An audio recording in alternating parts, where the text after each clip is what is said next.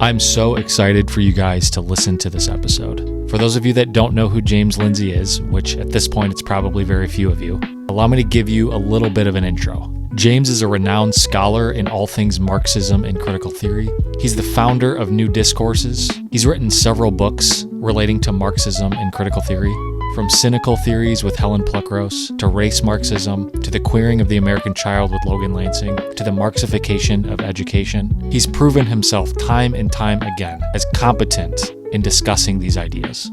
James has been an outspoken voice, and a leading voice at that, on the right, speaking up against the woke left. And now he's noticed a similar phenomena rear its head on the right. A little caveat to this interview specifically, I had some major technical issues with my audio. Of course, that would happen for this interview. And so the audio you'll hear from my end doesn't sound that great. You'll still be able to hear everything I'm saying, don't worry. But the quality just isn't there like it is right now. So bear with me. That said, I begin the interview by asking James the simple question, and the foundational question to this entire conversation. What is the woke right?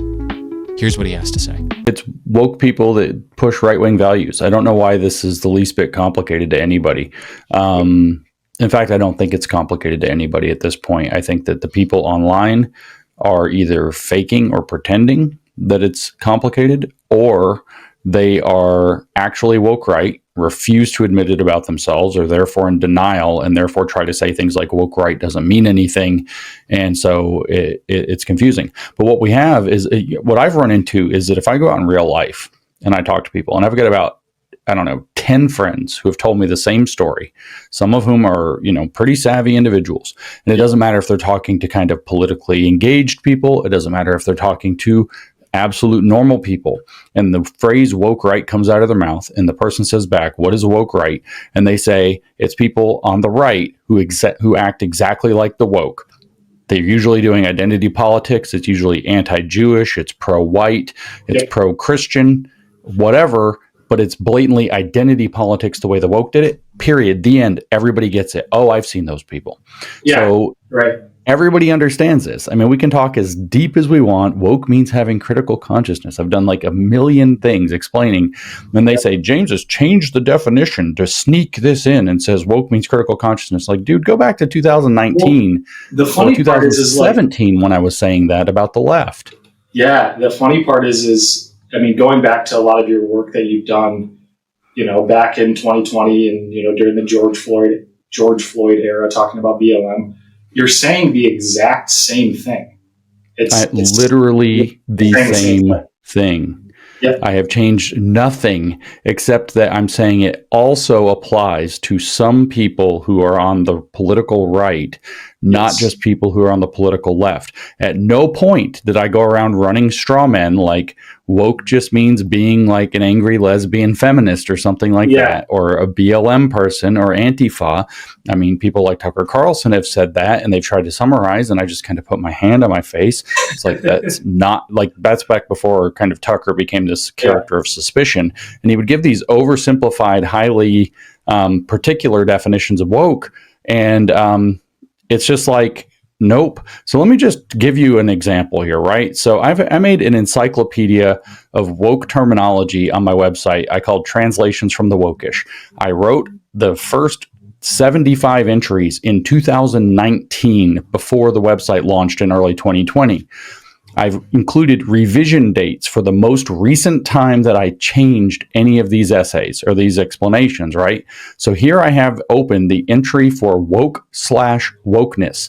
The last revision I did to this was February 24th, 2020. Let me read you the first sentence that I wrote. In brief, woke means having awakened to having a critical consciousness. It's exactly the same thing I said last week, and everybody said James changed what he's saying. And so I haven't written on this since, I haven't edited that article since 2020. February 2020. It's over 5 years old at this point, and I'm saying exactly the same thing. Well, in 2017, go ahead. I was going to say, I read that paper that you wrote recently, that 17,000 word essay. 20, actually. Published 20? 20. When I read it as a podcast, it was 17. And then I was like, man, there's some typos. And as I went through, I was like, a Hitler quote would go really well right here. Let's add this. Let's add that. Let's reorganize a little bit. I need one more paragraph. So I added 2,700 more words. So it's 20,500 words. And for the first, especially for the first half of it or so, where you're just describing what critical theory is and you're describing what woke is, I'm like, I've definitely heard you say this before. And everything else you've written, it's like, it's exactly the same thing. So then there's so many people online here that are saying that there's no real definition and James is making up something new to try and grift, blah, blah, blah, blah, blah. And it's like, the only people that are changing definitions are the so-called woke people, are the people adopting these tactics. You're saying exactly the same thing you've said for 5-6 years. It's pretty wild. Yeah. So the earliest that I am certain, because I got in a fight with somebody that was a leftist about this. It was in 2017, fall of 2017. Okay. So now we're actually going even further back in time, almost 7 full years or something like this. Maybe longer. I can't do the math. And so it's like early fall, September, October-ish. And I'm trying to explain woke. And these leftist people I was still friends with were not having it. They didn't get it. In fact, what I'm experiencing from the woke right is identical to what I experienced from these people on the woke left 7 or 8 years ago. I mean, perfectly identical. So I end up, I'm reading about it every day. And one day I have this like low grade argument going on with this one person that I was friends with. And so one day I'm reading and I happen to stumble across this Wikipedia entry that describes critical constructivist epistemology, which is a mouthful, but I'm reading it and it's like bullet points of what it is. And you can still find it's a little bit hard because it's not the critical constructivism entry. It's like some education entry and it has a section in it. And I'm sure I could find it within half an hour and send it to you. But at any rate, it like still exists. At least about a few months ago, I saw it. So it still existed at least. And so anyway, I read this and I'm like, holy crap, this is what they believe. This is the woke ideology. Critical constructivist epistemology is the real name for it. And that's in 2017, unambiguously is when that was, because I know exactly what the circumstances of this argument was. And so here I am, and I end up talking to this person again later, and it's like, what in the world do you mean by this? I don't know if we were calling it social justice or what we were calling it, critical social justice or something at the time. And I was like, this. And I sent the Wikipedia article and said, it is this. This is the thing I'm talking about. And here's what I disagree with. And the reply was, you're not making an argument. You're just quoting a random Wikipedia entry. And it's like, F-bombs, it's like, that's literally the definition. What do you want me to do with the definition? So now today, 2025, I'm still like, I don't care if you don't want to be called woke. I don't care if you think you're woke or not. If you have a critical consciousness, that's all it means. It's exactly like they get so hung up on the term because, again, I think a lot of people, when they hear woke, because a lot of the misunderstanding of people like Tucker Carlson who've oversimplified what's happening and who've given a false perception of what the word is and what it's actually describing, because they'll point at, people with blue hair protesting at the Free Palestine event, and they think that's woke, right? And they're just looking at the manifestations of a certain cultural phenomena that embodies woke ideas rather than the woke ideas themselves. And then they say woke right, and you're like, wait a sec. The people have this reaction of like, and I see this all the time in my own replies. I see this reading your replies on Twitter. People have the same reaction where it's like, well, we're looking at these right wing people, and they say they're Christians and they don't have purple hair and they're not carrying pride flags and they're not doing all the woke things that we're used to seeing woke people do. And so they just assume, oh, well, this can't actually exist over here. There cannot be such thing as a woke right. But I think, kind of to your point here, they're misunderstanding what the word actually means and what it's describing. It's describing this like operating system, I think. Yeah, that's right. I've described it that way a lot of times. This is like, okay, so again, I started doing all this in like 2013, 2012, possibly, but certainly 13 and 14. I'm already talking about this on the left. And I'm saying, it's different words because I didn't know the academic terminology yet, but I'm saying exactly the same thing. And one way that we can it's like what I've been searching for this whole time is okay, let's take the terminology. I think Gad Saad produced this terminology. Maybe it was just in the ether. Maybe somebody else did. Certainly, Elon Musk made it universally famous, which is the woke mind virus. That's a terminology. Okay. Right. Okay. So somebody has the woke mind virus, and that has a number of symptoms, as Trump has said. First the mind goes, then the body goes. And so, there's this woke mind virus. And so what I've been pursuing for a decade is, what the heck is it? What is it that makes this mind virus operate this way? So when there's kind of two different metaphors. One, I'll stay with the virus, and I'm going to give a different one that nobody ever understands, but I like it better, so I'm going to give it anyway. So the virus, imagine it's like a real virus, like measles or something, right? Or chickenpox. Chickenpox, I don't know that much about measles. I never had it, but I had chickenpox. And you get these little bumps all over your body that itch, right? That's a symptom of chickenpox. Everybody can understand that. Chickenpox is a small, tiny, itty-bitty little virus, but what happens on your skin are these extremely itchy pox boils, right? Okay, so they're looking at the pox boils, and then I'm saying, no, there's a virus that causes that, and there are other viruses that cause other things also that are similar. And they're like, no, if there's no itchy pox boils, it's not a disease, is more or less what I'm seeing. The other way that I like to describe this, and this actually, unfortunately, comes from the stupid Chinese thing that I ran into a long time ago that I thought was really poetic, where it talks about, it's actually more than poetic, it's from my martial art that I studied, and it talks about the kind of combative or combat-oriented energy of the lake as a symbolic motif, right? Okay, so why? Because it's one of the 8 trigrams is lake or swamp. And so the way that the lake is characterized in this what amounts to the I Ching, which is an ancient book of Chinese divination and philosophy, the way that the lake motif is characterized is that it's broken apart on the surface and very powerful underneath. So if you know what I'm talking about with trigrams, if you're in the audience, if you don't, Mikhail, it doesn't matter. But if the audience wants to know, it's 2 solid lines with a broken line on top. And if you don't know what that means, it doesn't matter. If you do know what it means, cool. The broken line represents the ripples on top of the water, right? The sparkly, when you look out at water and it's got that ripply, sparkly feature, but all the current, all the energy, all the big scary animals, Ogopogo and the Loch Ness Monster, are under the surface. So most of the lake is not that first 6 inches where all the ephemera happen.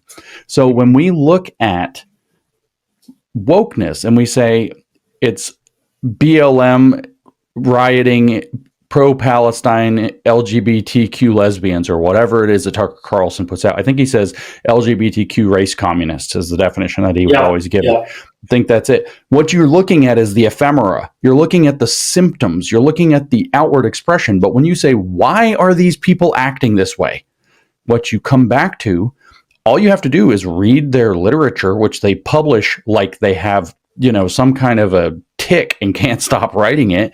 If you read like the literature, you come back to critical consciousness again and again and again and again and again, going back decades in the literature, back at least to the 1970s, but arguably you can go much further back than that. Yeah, it's like you're looking at one culture's manifestation of these ideas, and any culture can manifest them in any. The Chinese communists can manifest it. The Russians. In the United States, these different cultures can, but that's what Mao did. Operating system. Exactly. Yeah, Mao, and then Deng after him said that what they did in China was communism with Chinese characteristics. In other words, it took on specific characteristics relevant to the Chinese cultural condition and people. But in the essay that I wrote, I was very clear. I have an entire section or chapter, actually, chapter 3, woke left and right is what I called it, where I explain that what defines leftism in the relevant context is radical egalitarianism. They want to make society perfectly equal, what the Soviets called actual equality, which is like Fatcheskaya Ravенvesto or something like that. I can't pronounce the Russian, but I tried again. And so anyway, you can look this up. This is real. This is an actual program the real Soviets used called actual equality in English. And so this program this program is their ideal. It is radical egalitarianism. We're going to undo all of the imbalances and unfairness of the past. Everybody's going to be perfectly equal. And they call that state social justice. So a lot of people get this error that woke means social justice or pursuing social justice. That's woke when it manifests in a radically egalitarian or critical consciousness, when it's in service to trying to figure out radical egalitarianism or leftism.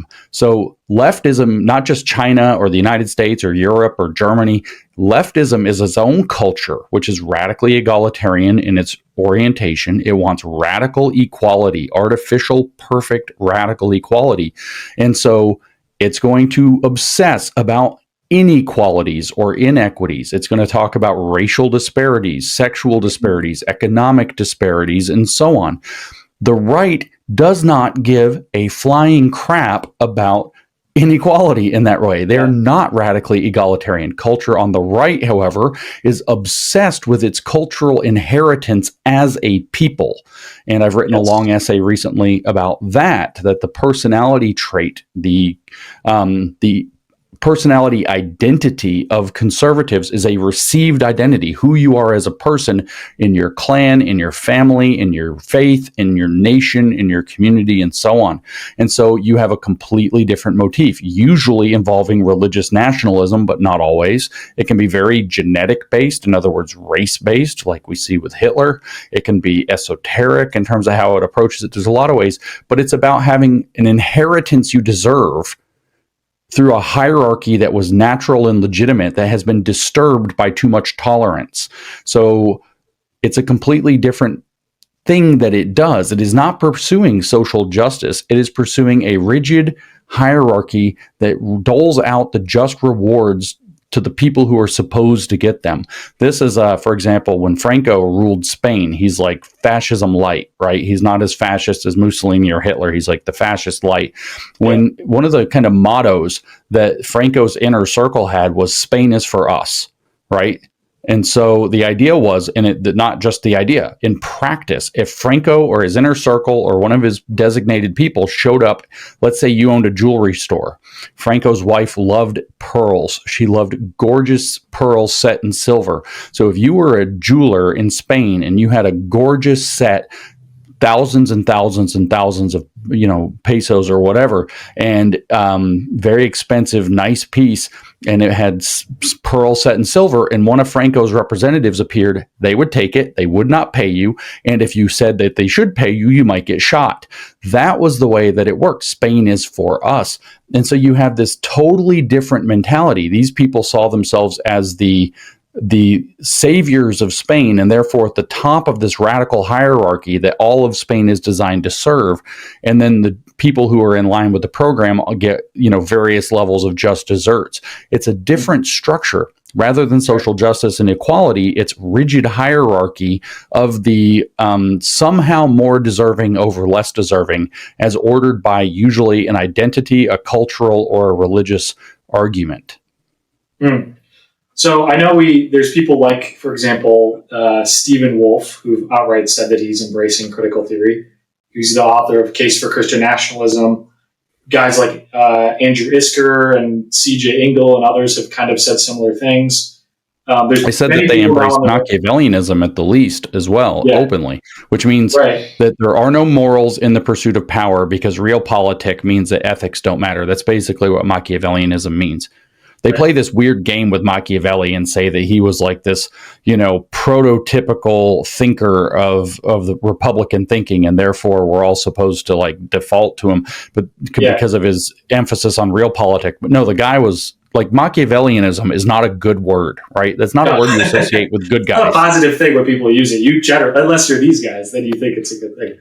But it's crazy. And my question is what are some tangible ways in which they're using this critical consciousness, critical theory in their particular movements? If that makes sense. So I'll very quickly first, summarize a few other, not just to name names, but like Aaron Wrenn is an operator within this woke right space, mostly in the kind of the Christian nationalist circles, and he's written articles about the need for conservatives to embrace critical theory, aspects of postmodernism, aspects of Karl Marx, and to reclaim, he says, I don't know that conservatives ever claimed him, but to reclaim FDR. And so this is kind of, that's one example. Alistair McIntyre just recently died. Obviously, this is the namesake for the pseudonymous character Aaron McIntyre, who's a woke right agitator at the Blaze. And so Alistair McIntyre was formerly a Trotskyite, which basically means he was a communist who didn't like Stalin. And so there's a little more to it, but that's in practice what that more or less boiled down to. He later allegedly repents of his communism. And then this, Bishop Barron, Robert Barron's group, Word on Fire, put out a kind of in memoriam of McIntyre, who just died this week. And in the memoriam, it says, well, was there anything that you got from the Marxists that you've held on to? In this interview from the 90s with him, and he was like, yeah, I still wish every rich person was hanging from the nearest lamppost. And then he went on in this other article a fellow sent me today, talking about how he's deeply indebted, while he disagrees with Marx and his conclusions and the Marxist conclusions, he's deeply indebted to Marxist critique and Marxist analysis of capitalism, liberalism, and society, and not just the critiques Marx himself offered, but the critiques that were offered and developed by later Marxists. And you have this same attitude appearing not just in contemporary commentators that are on like the internet. There've been a rampant defense, whether it's Mike Cernovich, whether it's Carl Benjamin, whether it's who knows how many of them have come out in defense of Karl Marx being a great writer, having great criticisms of great criticisms of liberalism and capitalism. You have them coming out defending Marx.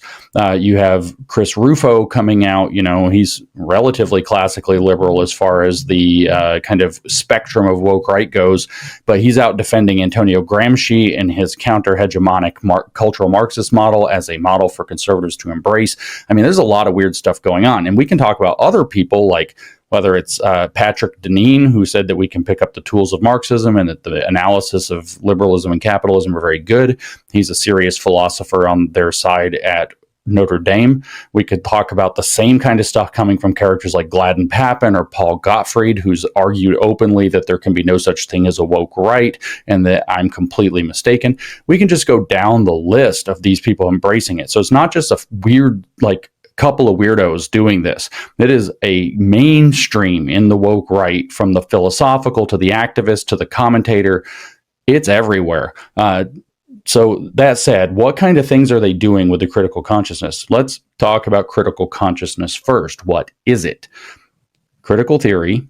Okay, let me back up because I've already switched words. Critical consciousness means having a consciousness of the world based in critical theory.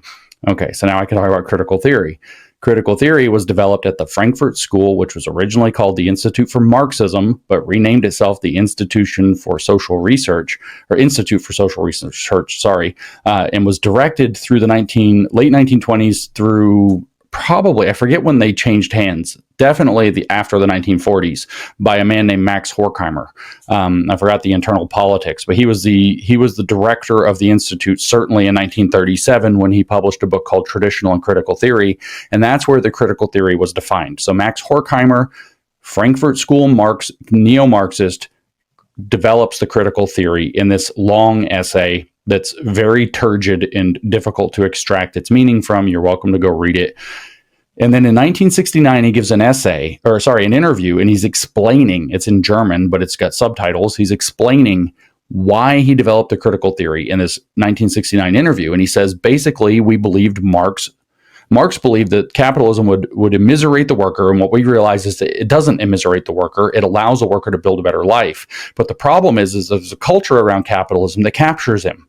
And so the person becomes captured in a culture of capitalism and believes in capitalism because it's giving him a better life, but it's not an even better life. I've mixed in a little Marcuse there from the interview just to flesh that out. He actually said it does not do that. Marx was incorrect. We were trying to correct for it. And then what Horkheimer says in the interview, no Marcuse mixed in, is that what he says very explicitly is what critical theory that he said, the critical theory that I developed was developed because we realized it is not possible to articulate what a good society or an ideal society would look like on the terms of the existing society, but we can criticize those aspects of the existing society that we don't like and wish to change.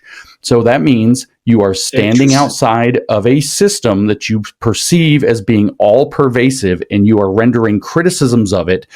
You can't even offer proper positive solutions. Now, the woke right's a little different. They don't use this. This is what Theodor Adorno later called a negative dialectic. They don't use a purely negative dialectic. They vaguely know it's going to be this Christian, maybe monarchical, maybe something else. So they offer Christian a little bit of what seems like at least a positive. They throw in a little bit of a positive vision, yeah.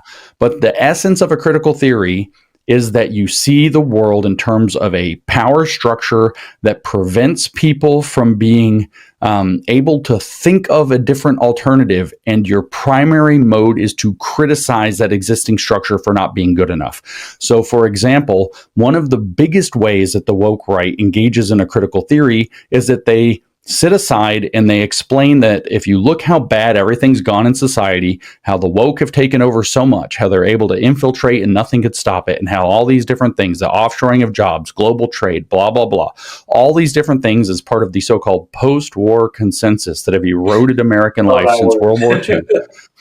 That, when you look at that, the Constitution is hiding underneath it all. And the Constitution, they say, is completely inadequate to have stopped any of this.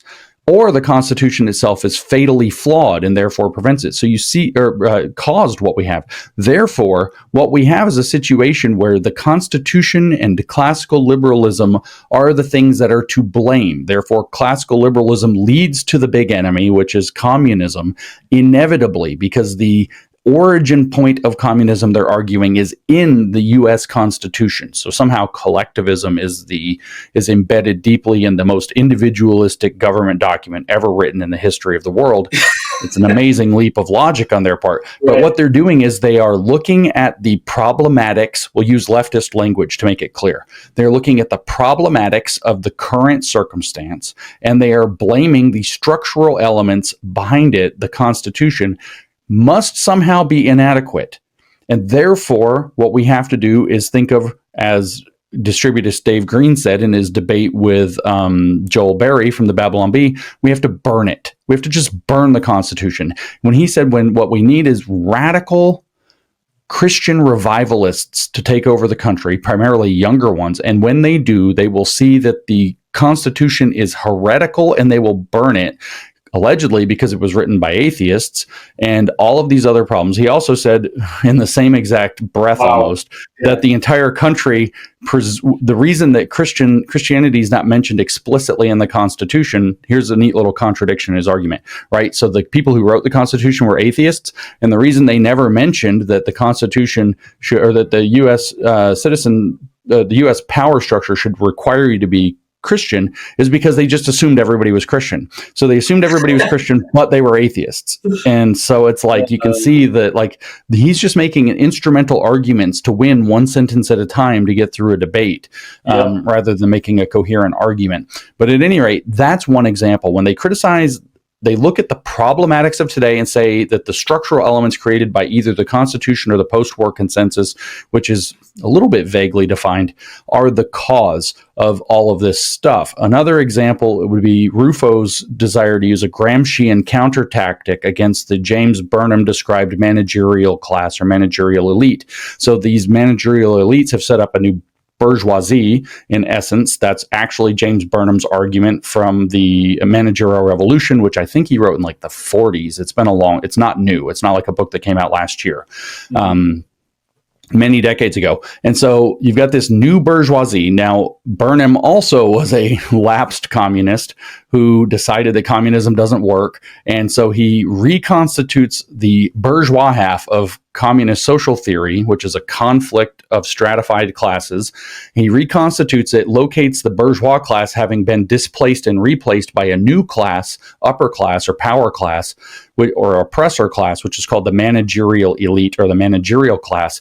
And then there's nothing that fills it back in, but the right-wing populism you see is filling this in. So anywhere you see this critique of expertise everywhere, this radical critique of expertise, as though, Yes, I know we have some problems with our institutions. Yes, I know they lied to us. I know the FDA lied. I know Harvard's full of crap. I've waged that war more than almost anyone else.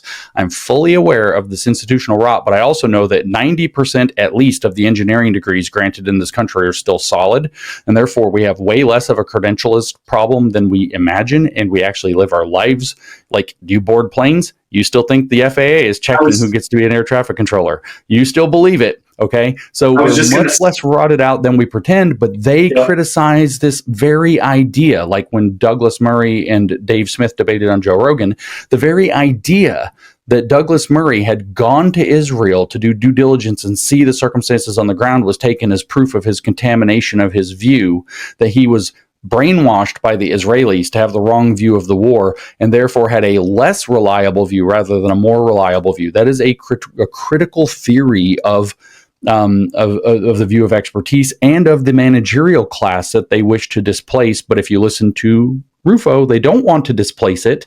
They want to replace it.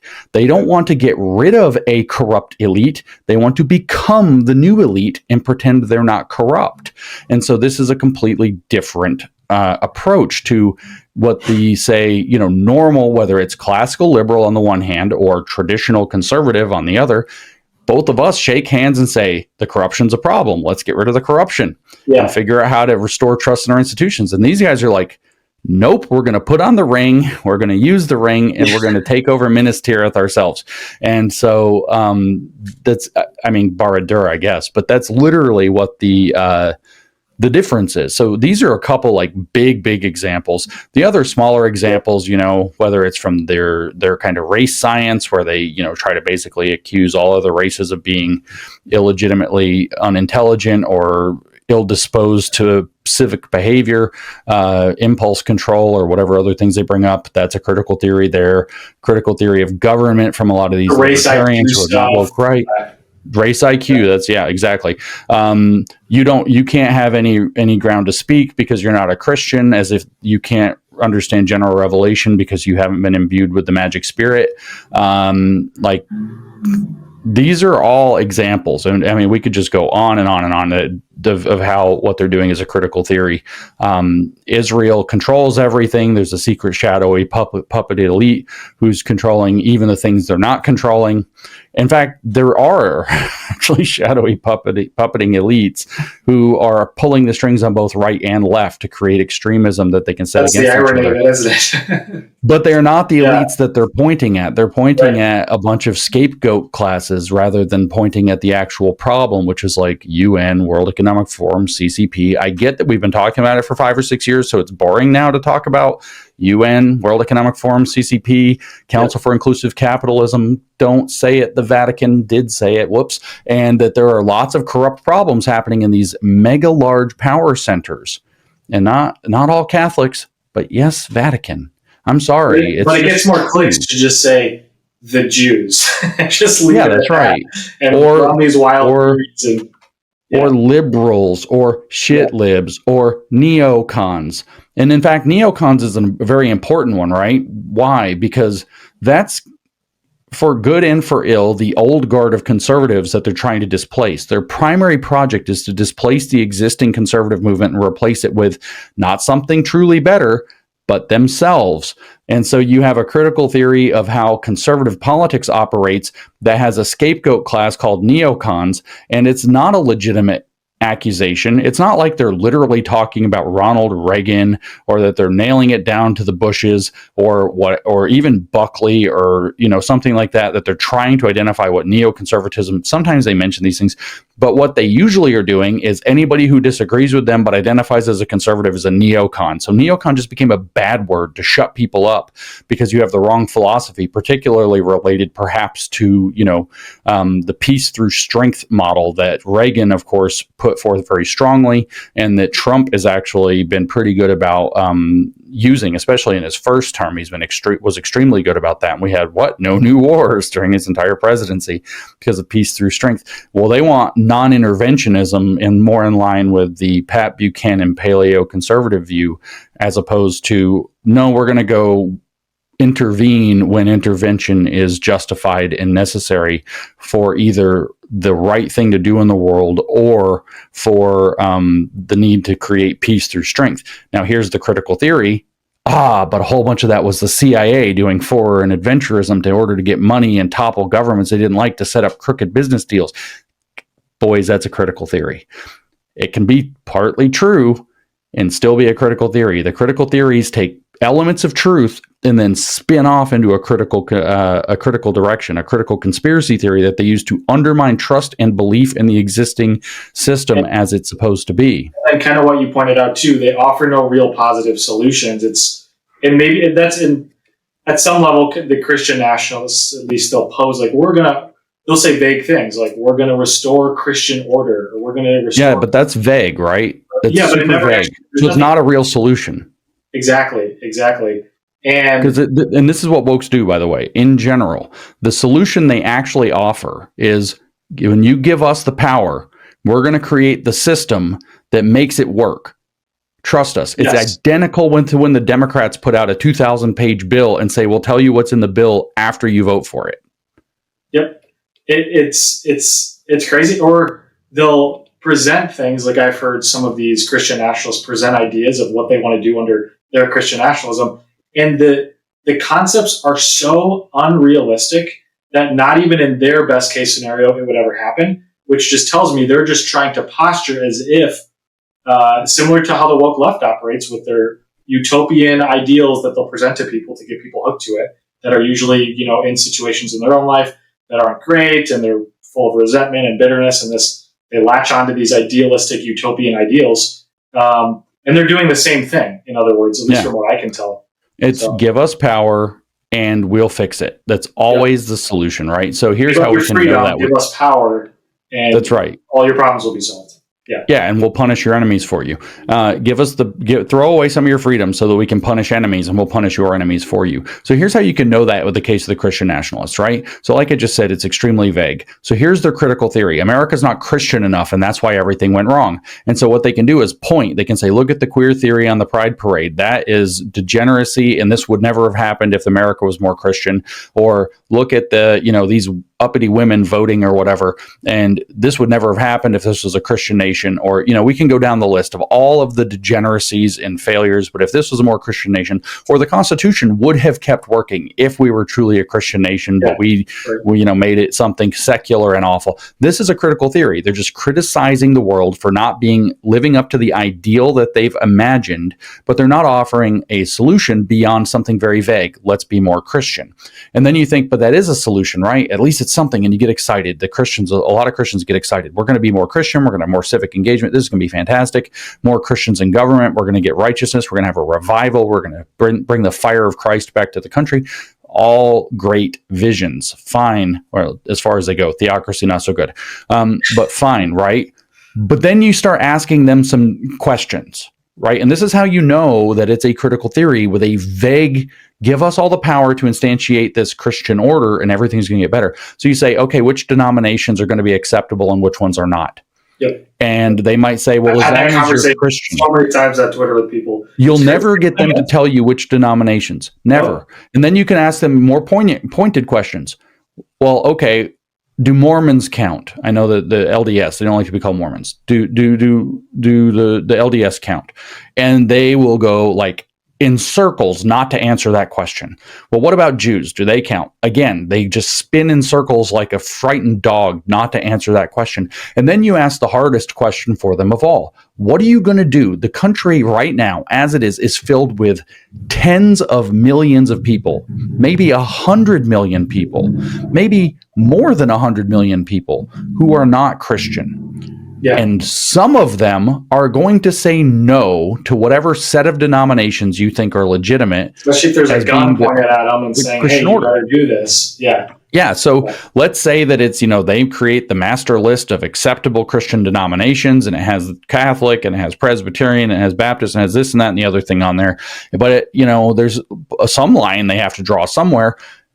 Like, for example, people who are not Christian, atheists, maybe blasphemers. These are the things Stephen Wolfe lists. But he also says people of non-Christian religion overall. So what are you going to do when these people say, no, you know what, to hell with this. No, I'm not doing that. Like, I'm not going along with your program. And they only have one answer. which is they will force you to do this. Yeah. And they may not force you by gunpoint. They may not force you through harassment or tyranny. The model of the world today with the tyrants, a lot of people haven't fully grasped this, is what I refer to as opt-in tyranny.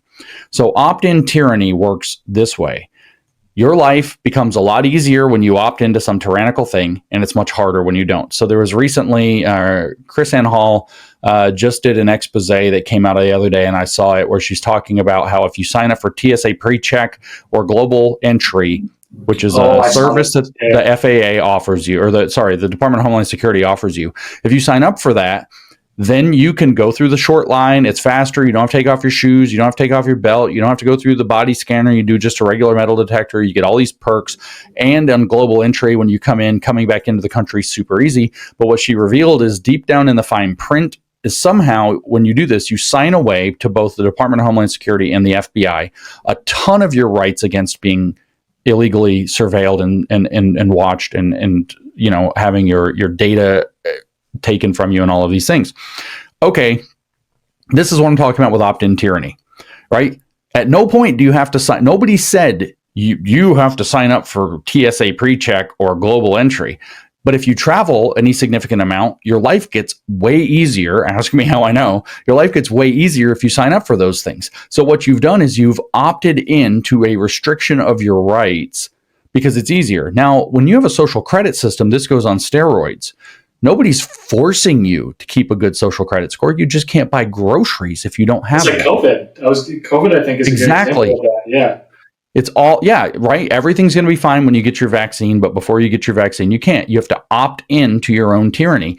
And so the same kind of incentive model could easily be used for this other thing. So if you're not sufficiently denominationally strict and ordered according to a Christian nationalist worldview, then nobody's going to force you to be Christian. You just can't buy food, and so, or you can't fully participate in civic life, or you can't hold public office. So somebody like me, what's his name? David Reese. He's one of these Christian nationalist guys that spoke at the Trash World Conference. He said on an episode with Joel Webben one time on his podcast, and he casually said this, and I don't know if other people caught it. I clipped it and put it on Twitter, and it was going around. But I had to rewind it. It was I had to take a second listen because I was like, did he really just say that? They were talking about what would constitute citizenship in their Christian nationalism country, in Christian nationalism. And that was one of the things they said was you have to be a standing member, a member of good standing in the Reformed religion is the words he used, which frankly, most Christians around the world and even in the United States are not even Reformed. I'm not Reformed. Most of my friends are not Reformed that are all Christians. And so even by that standard, we as Bible-believing Christians would not be able to access citizenship. We wouldn't be able to hold public office. We wouldn't have certain rights. They mentioned something about restricting, I think one of the things was, if I'm remembering right, your right to free speech, like you wouldn't be able to go out and protest with the same abilities as other people that would fit that category. It's crazy. It's absolutely crazy. So this is how you A, know it's a power grab, and B, know that they are doing a critical theory. The problem is we're not Christian enough, so we're going to give a solution. The solution is give us all the power to make the country more Christian. You start asking them hard questions about how they're going to do it, and at best they're vague, and at worst they say they actually tell you, and you realize that it's all tyrannical authority. Yep. Now, what they also hide here is that the Nazis had this same program. It wasn't necessarily through their positive Christianity movement, though that kind of was part of it. The Nazis had this idea, Hitler had this idea, that one of the big problems most countries have is that they have two designations for people who live inside their borders in the modern era. Citizenship used to be this big, complicated, hard thing, say, before the 18th century. But later it became kind of this central thing. And so he said, basically, here's the problem. This is Hitler. He's arguing that you have this problem. There are two different kinds of people inside your country at any given time, citizens and aliens, right? And they obviously have different protection. And I didn't say illegal aliens here. There are citizens and there are aliens. They could be there legally, right? You could have somebody who's visiting on a work visa legally, who's technically a Great Britain citizen or something. So you have citizens of, say, Germany, and then you have The second class of people who are aliens, and the aliens legitimately have, in some sense, fewer rights, okay? And if they're illegally there, they may have virtually no rights or very minimal, like, at all. Right. Okay, so he says this is a problem because it doesn't actually do anything to guarantee that there is loyalty to the nation within the citizenry. With aliens, you already know that they have a loyalty somewhere else because they're aliens. But with the citizens, you don't know if they're loyal to the state or not. So he said what you need is not two classes, and this is what you're where what you were talking about will go as the wrong kind of Christian. You have to have three classes, and what Hitler called them were citizens, subjects of the state, and aliens. And so a subject of the state had virtually the exact same treatment, even though they were technically what we would normally consider citizens of the country. And so they have a slightly higher standing than the aliens. They certainly can't be deported, for example, but that's about the only difference. They have restricted speech rights, restricted, maybe no voting rights, and so on. They are subjects of the state. And you say, well, who in the world was that? Well, besides the Jews who he ghettoized because they had basically no rights, women who were not married were all subjects of the state by definition once they were adults. So all women in the Nazi regime were subjects of the state, and the only way they could stop being a subject of the state was to marry a citizen, which means to marry a Nazi. They had to marry somebody who was involved directly in supporting the Nazi party or had joined the Nazi party, and those were the people who were citizens who got actually full citizenship privileges and rights. This is a system that I don't think that when you actually think about it, that you actually want. You don't actually want, say, the people who believe the wrong denominations of Christianity to be mere subjects of the state. By the way, this is the way that Islam organizes its countries too. You're actually a citizen if you're a Muslim. You are a person of the book if you're Christian or Jewish, kind of. And otherwise, you're, not really anything. And so they have this tiered kind of citizenship or privilege structure that the government metes out. And this is actually the kind of solution that you run into even with a social credit system. You have the people who have the adequate social credit system who are treated as citizens. When your credit is lower or if your denomination is wrong or your beliefs are wrong, then you are a mere subject of the state. The state won't necessarily persecute you. You just can't really participate in anything till you get on board with the opt-in program. Exactly. And this is what you actually, I think, have to look forward to with a woke right regime in the name of trying to fix the problem with woke left doing exactly the same thing. So in order to not get the thing from the left, where you have to be diversity, equitable, and inclusive enough, we're going to get the same thing from the right, where you have to pretend to be Christian enough. But in either case, the technological apparatus that's going to make it work gets built. And then the beliefs that run the social credit system become completely fungible. It's literally, if it's a Christian nationalist running the government, you have a Christian nationalist social credit system. And if Joe Biden takes over again, corpse of Joe Biden comes back in his auto pen, all of a sudden you have a DEI system, just like in China. And it's like literally, once you have the apparatus, it's fungible. It doesn't matter if you get it from the left or you get it from the right, but they want to build the same exact apparatus based off of a critical theory of the existing system, where the solution is give us power and we will solve the problem for you. I wonder if a lot of these guys genuinely think through this. Like, if they're going to build this kind of apparatus, what happens if they lose power? Do they actually think through that? What's going to happen to their kids or their kids' kids or et cetera, et cetera? If they build this apparatus of tyranny, well, it's wild. I mean, I don't, especially given not only the history of our own country, but just over the last 100, 150 years, within the West, I don't get how they could possibly not think through that and be that delusion to think that they won't lose power. Well, the term that they use for themselves is based, which I tried to recover for the world and say they meant based in reality and principle, even when you're, facing consequences for speaking up and holding to the truth, which I think is a much better definition for the word, as people should be using it. But they use the word based, and it derives from a rap song, which meant freebasing cocaine. So they're ideologically out of their minds on cocaine. That's why they think nothing's ever going to go wrong. They are ideologically freebasing, and that's what based actually freaking means, according to these people. And they will not have it mean something more, pro-social. They want it to mean we're going to do crazy stuff, essentially. Yeah, and that which we do is right, and what everybody else does is automatically wrong. And if you're far enough involved with the program, right denominations and so on for this Christian nationalism, then great. And if you're not, then we're just going to make life unpleasant or uncomfortable for you. I will add one caveat to this, because the actual plan that they're using this is a fancy term. It's a balkanizing or fracturing plan. The goal is actually to break the United States up into a large number of relatively autonomous regions. Some of them might even be Muslim or not even, recognizably American anymore. But within the Christian nationalist program, this denomination problem is actually proposed to be solved by creating different regions with different denominations, whether it's states. Most of them would be crossing state boundaries, and there's a reason for that, strategically, and a bigger plan that they're probably not even aware of. But you create basically a Christian nationalist autonomous zone, and this one's Reformed, and this one's Baptist, and this one's Presbyterian, and this one's this, and this one's that, and this one's the other thing.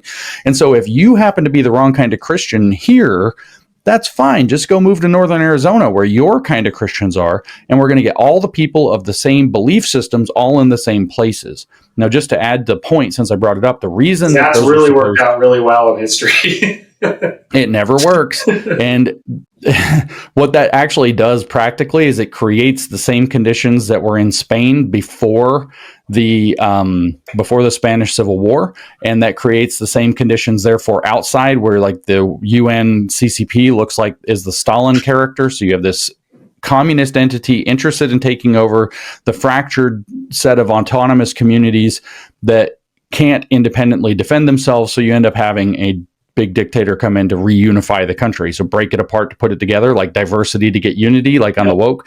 It's exactly the same model. But here's why it's got to cross state borders, just to say it. I mean, this is tangential to our purposes, is because when you have an autonomous community that crosses state lines, the laws of both states end up being nullified to the practices within the community. So if you have one of these autonomous regions, say, that stretches through the central part of Middle Tennessee up into the southern part of Middle Kentucky, which set of laws apply to that community writ large, Kentucky laws or Tennessee laws? The problem is that the people inside of it will say, we're not going to follow either set of laws, we're going to follow our own. And now the laws of Kentucky and Tennessee have an internal splinter against them inside that autonomous community. The model is being ripped off of the Native American reservations model.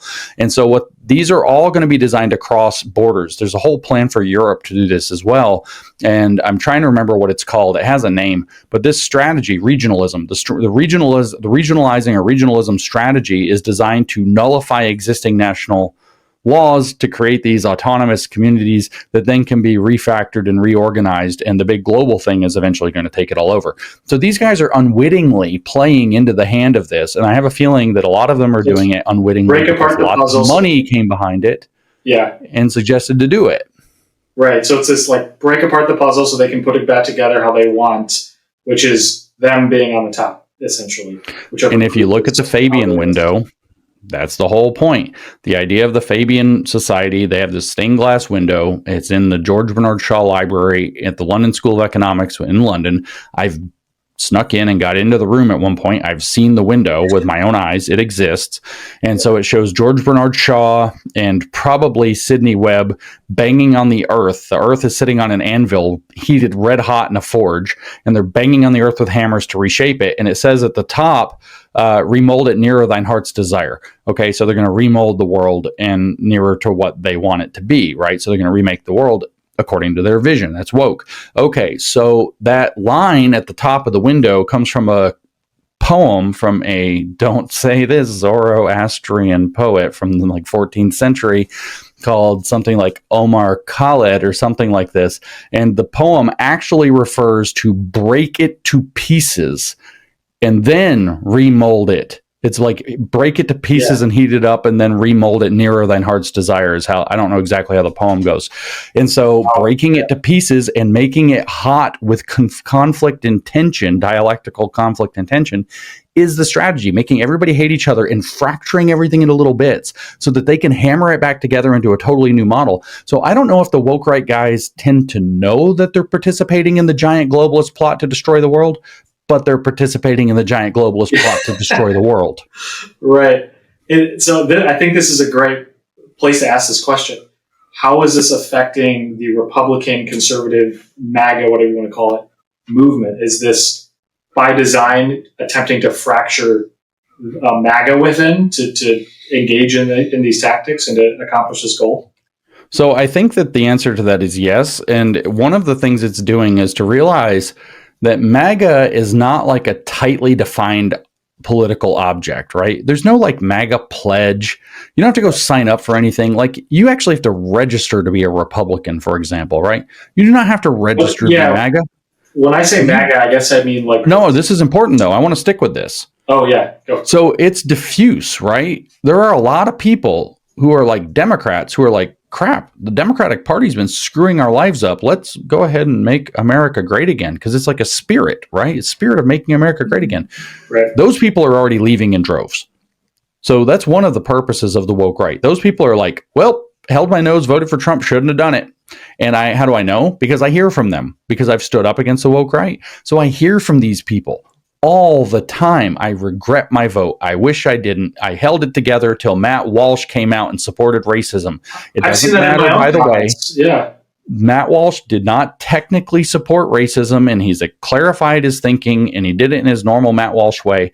But what was perceived by lots of people was Matt Walsh supported a white supremacist, helped give her lots of money. I'm out. I'm done. And I've heard it on that specific issue. I've heard it on other issues too. The anti-Semitism is a huge one, but I've heard it on that issue more than any other issue. That specific one, the supporting of Shiloh Hendricks and the racial slur incident that blew up into a nearly $1 million Give, Send, Go campaign or whatever it was. With Matt Walsh when he came down that Monday evening, I think it was, on the side that he did, I got like 200 messages in 48 hours of people saying, I'm leaving. I'm never voting for a Republican again. I'm never voting again. I'm done. The Democrats can't vote for them. Now the Republicans have proved it. I can't vote for them either. So there's that effect. There is the splitting of MAGA. I'm now becoming, I've said from the beginning, I thought there was a third way move here, which was the idea would be to make MAGA really toxic, introduce these really polarizing things, split it apart, heat it up, then you can remold it according to your heart's desire being the strategy. And what I noticed is now, though, like the anti-Semitism is still there, but it's like kind of relegated to a group of weirdos. And what you're starting to see is people like Doug Wilson, and you're starting to see the NatCon guys put in Tim Pool and some other people coming out and giving a really strong argument that there's the radical, nasty, anti-Semitic people, which, by the way, half of them have supported or platformed or ignored or allowed to, never said a bad word about. Some of them have spoke up about it, to be fair. But many of them have not, or like, for fuck's sake, pardon my language, Tim Pool had Kanye on his show, right? Like, give me a break, Tim Pool, shut up. And so, I guess, I'm just saying, so this thing has kind of died down, and you see these characters in the woke right, more respectable orbit, kind of Doug Wilson representing the Christian nationalist end. And then you have this, NatCon, Yoram Hazony, and the other people associated with that, which includes, by the way, just to name the names, J.D. Vance and Marco Rubio are big in that. We have to just point out that these are significant players. The two most important players in Trump's administration, other than himself, are part of NatCon. That's not necessarily saying anything about their philosophy, but it is that they're part of NatCon. And the fact is that these groups are now playing this third wayism game. They're saying, those radicals are really bad, but the left is really bad too. We have the solution and nobody else has the solution. Come take our lighter brand of radicalism. And it could have been always and I always suggested this. I said back to over like a year ago, they're going to dump the anti-Semites eventually. It's too ugly. It's too nasty. The white supremacists and the anti-Semites are getting used the same way that the drag queens and the queer theorists and everybody else got used. And they're going to get dumped like a bad habit. Thing is, just like the drag queens and the trans and the perverts, they don't want to be dumped, and you can't really get rid of them. So now they got this weird, like, anti-Semitic racist albatross tied around their neck that they can't get rid of. But the fact of the matter is, and like violent and everything else, and saying that they want to be Nazis and National Socialists and arguing for it. Stuff now. It's crazy. But these power groups are going to play this game. I think that's going to be the major move now, is to put forth the kinder, more respectable face as what it represents. And so now I think just watch. There is a woke right now. You'll hear them start to say there is a woke right, but it's not us. It's James Lindsay and these guys put it on way too many people, but it's only those crazy anti-Semites. It's only these patsies we're going to let take the fall. Jake Shields, Nick Fuentes, all these characters. Whether Tucker and Candace end up taking the fall or not, I don't know, because these guys are ultimately political operators with zero loyalty. So it depends on, at the moment of the decision, whether or not those people are still useful to their movement or not. And if they're not, they're going in the dustbin of history. History uses people and then discards them, was Hegel's philosophy that they've all actually operated on. And this kinder, gentler thing is going to say, no, we have the right idea. There really is a woke right. People like Lindsay and Olson and all you guys, they had a point. They just were too broad with it. So they're unreasonable. Don't listen to them anymore. But we're going to take, we have the right idea for solving the problems of our country, and those radicals, they're right. We've got to get rid of them. But listen to us. Don't listen to them, and get rid of the radicals with us. So they'll scapegoat people like us, in other words. And I've already kind of seen this start to happen, of being on the left. Like, we're really just kind of, I've seen this criticism repeatedly, especially against you. James Lindsay's on the left. He's just a progressive operator still who's mad at conservatives, and he wants the Conservative Party to become more leftist. And I'm allegedly a communist. And you're a communist, allegedly. Among many, I actually thought about opening this interview with, instead of doing a little bio, just reading the negative comments and be like, here's who this person is. No. But, yeah, they'll say that in order to kind of do, I think, what you're saying, to scapegoat you, and so then they can offer their still critical theorist woke, whatever they're doing, but just in a slightly lighter form, and start to kind of distance themselves from a Jake Shields or a Stu Peters or some of these real, obviously crazy people. Yeah, so those people dragged the Overton window way further than people were comfortable with, but they dragged it off to the right. And so now they can say, no, that was way too far. They can even say, we never agreed with those people. We never wanted that.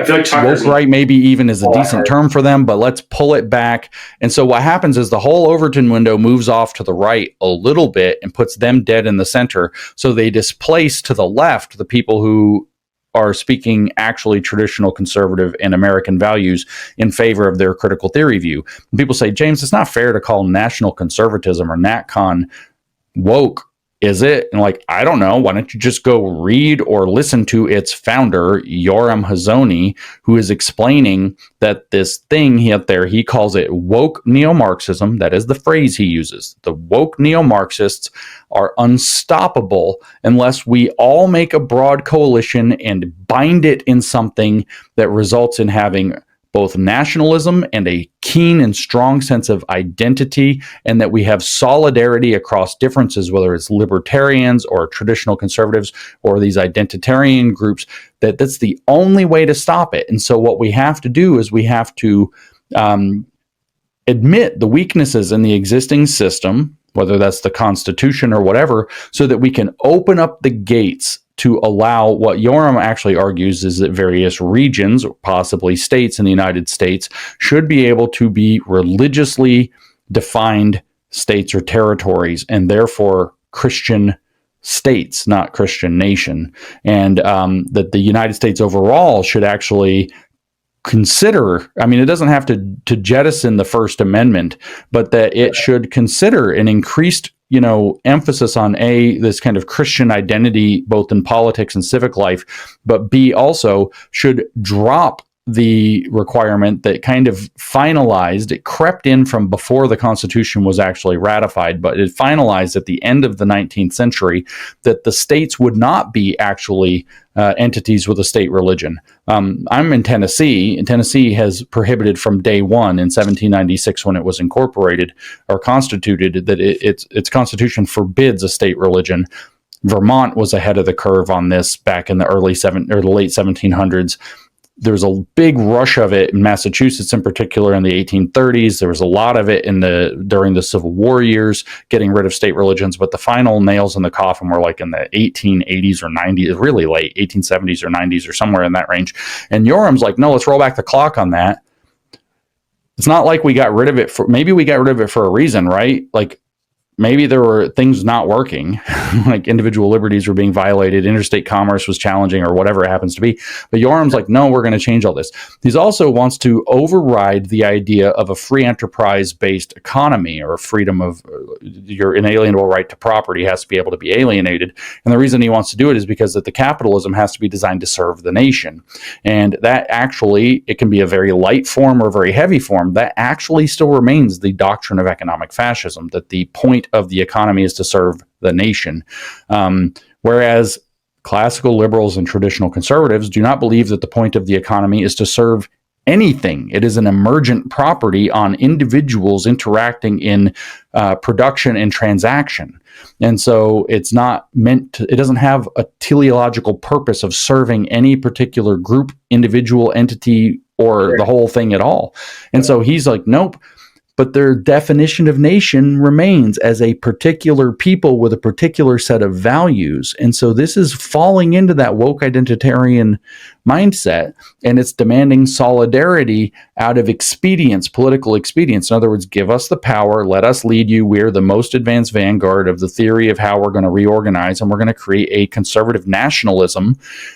And it turns out that the more you listen to Yoram, who I refer to now as Yoram Wormtongue, the more you listen to Yoram Wormtongue, the more you hear very clearly that he's exhibiting these critical theory woke motifs.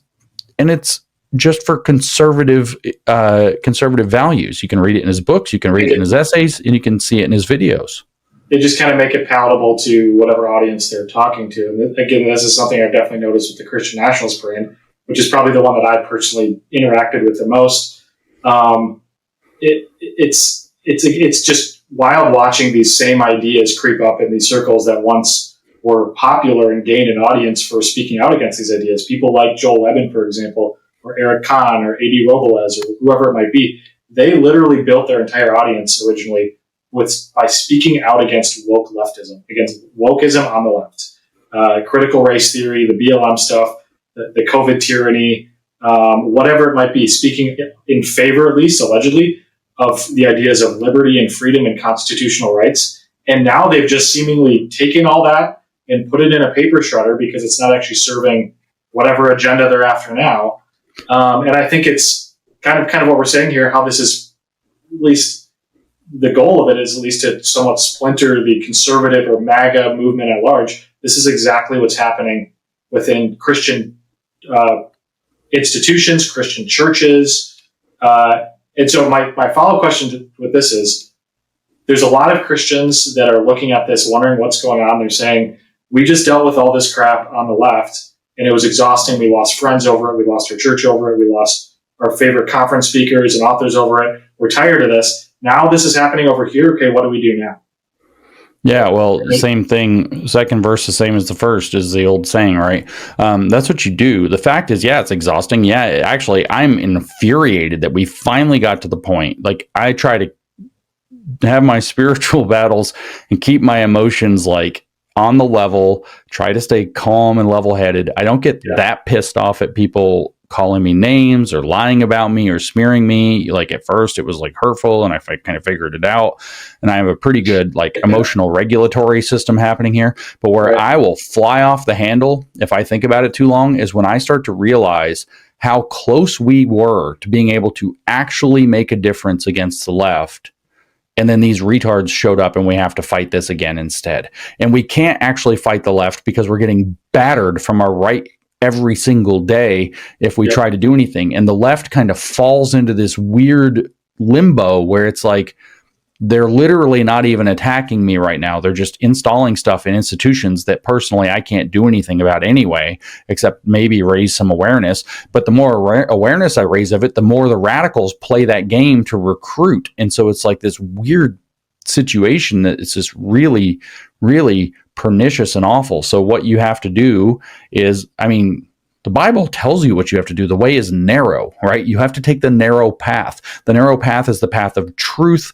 It is the path of, setting aside the world.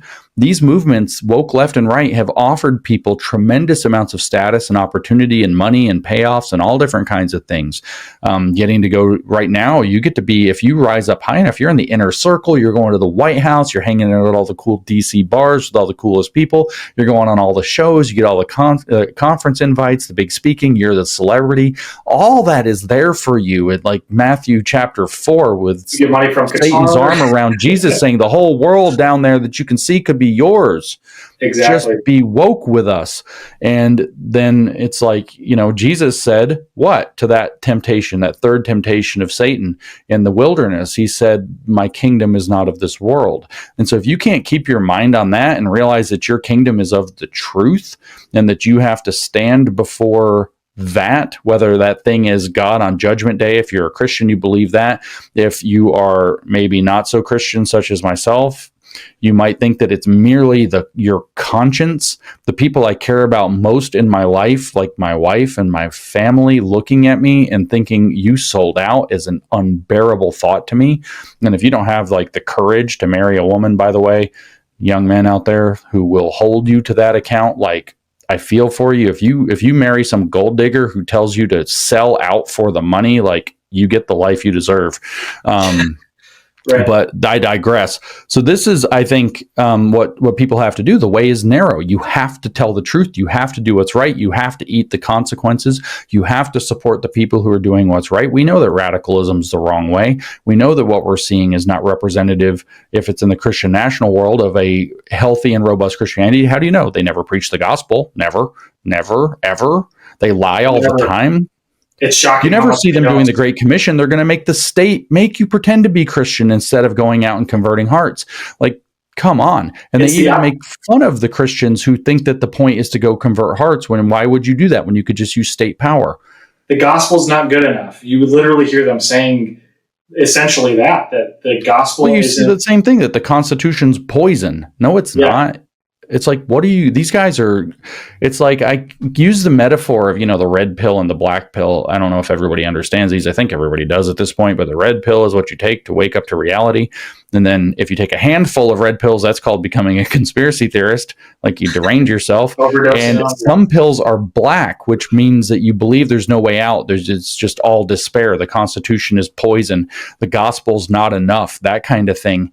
Or we need to recover the lost Christian virtue of hate. That was Joel Webben recently. Yeah, I know he means. Wild one. That was a sneaky provocation. That was a sneaky provocation because he didn't clarify in the statement that he means hating evil the way that King David hated evil. He never clarifies that, but he just says hate. And we all know that these people are filled with the desire for revenge, and a lot of them are filled with anger, and that hate can very easily be worldly hate as opposed to the hatred of, say, a demonic manipulation, like saying exactly what he said the way that he said it. And so, it's a very challenging situation, though. What Christians in particular need to do is rely on their faith, right? They have to see that we have in so many ways been blessed. And so it's a betrayal to abandon our faith at this moment. And then what people who are even not Christian need to do is, the same thing with regard to the truth.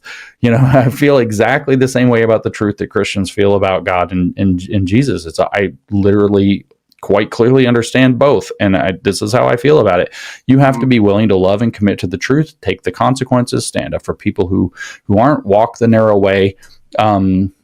This is what you have to do. And it makes me mad too. It infuriates me, as a matter of fact, that we have to do this.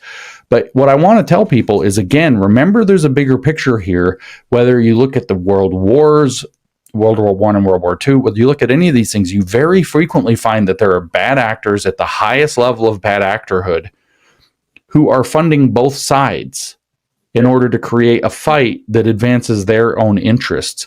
And so I would encourage you, as I came to believe about 2 years ago, it finally settled in on me, but it's 22, so probably almost 3 years ago, it finally struck me.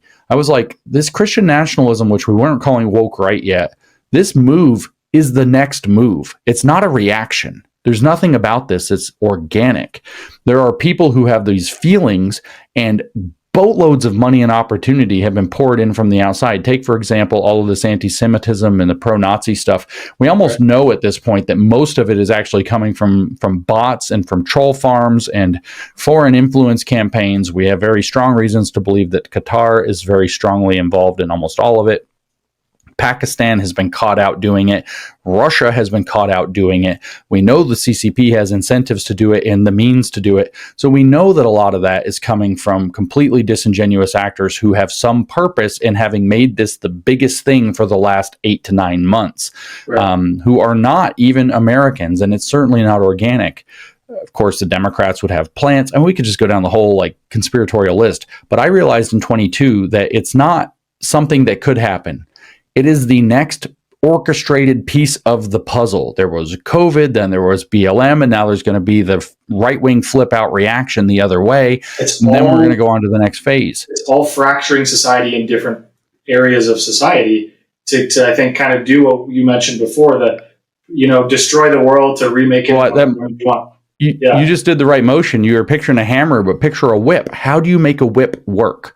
Right? If you want the whip to crack and break the sound barrier and make that pop, how do you do it? You throw the whip out and it rolls out, and then you pull back, and you pull back sharply. So when it gets to the end, you pull back sharply. So you take society and you just pull it left and left and left and left and left and left and left. And right when it's at the point where it's so tight it can't take anymore, jerk it to the right as hard as you can.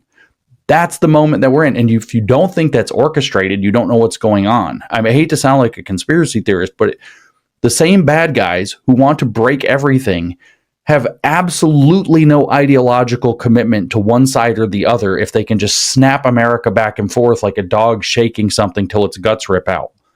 Yeah, exactly. And by the way, when your dog picks up a stuffed animal and shakes its head, it's not being cute. It's trying to rip its guts out. It's trying to murder it. That is murder. That's attempted murder.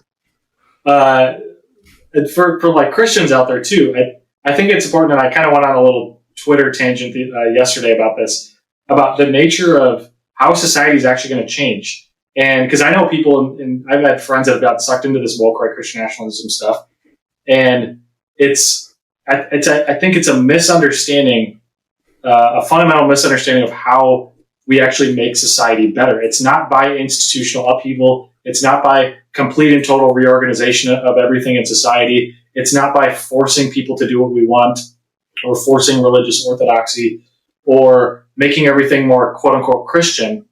It's about us as individuals being more Christian, and us as individuals being better people just in general. And to the point of taking a loss, it's not, the phrase that really ropes people in, I think, with the woke right and the Christian nationalists especially, is the "we'll win down here." You hear them repeat this over and over again, especially on Twitter and whatever.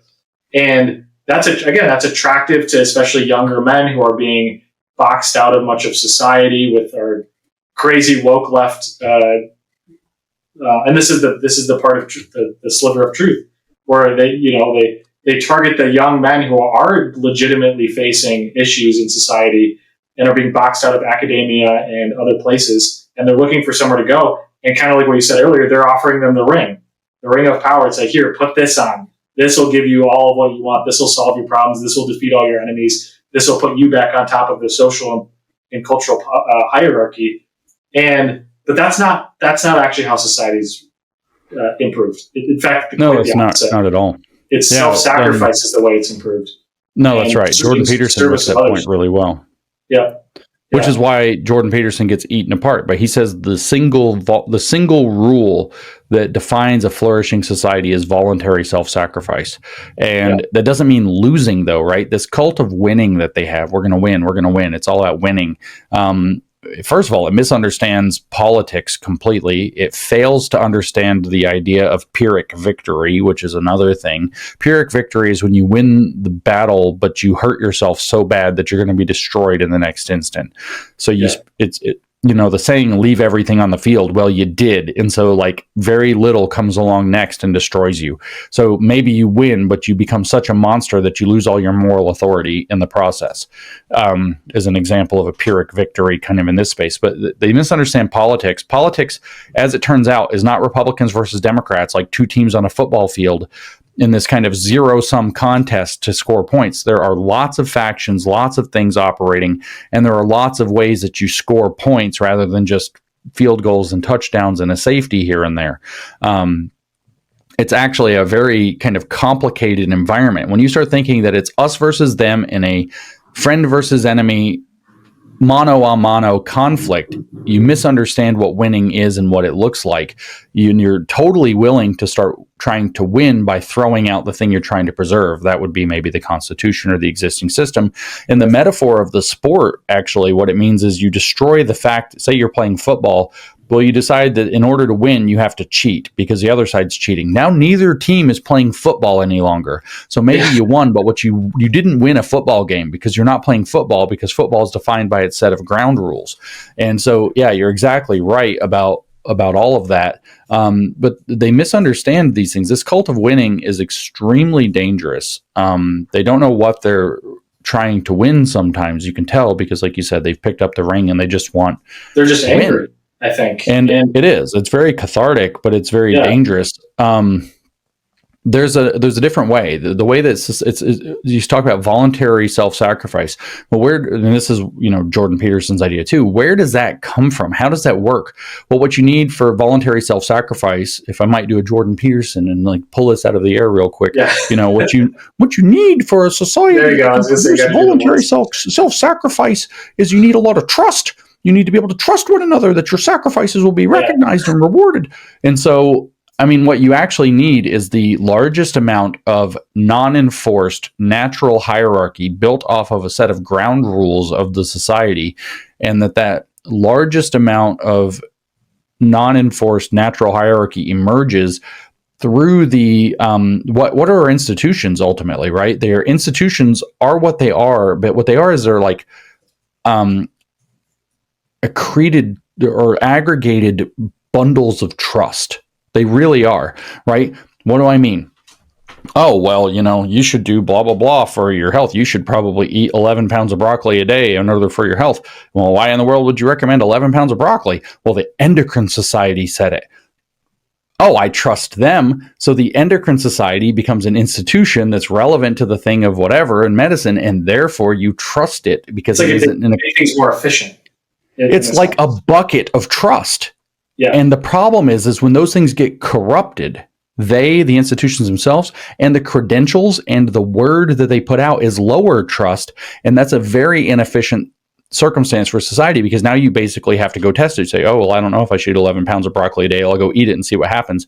And I can tell you which room of your house you're now going to live in because you ate 11 pounds of fiber in a day. And it's probably, if it's now not everybody's operating it's going to be the hospital. Set of rules. Yeah. So this is the thing is you have to generate trust, and trust comes from the fact that people reciprocally respond to pro-social cues with pro-social responses.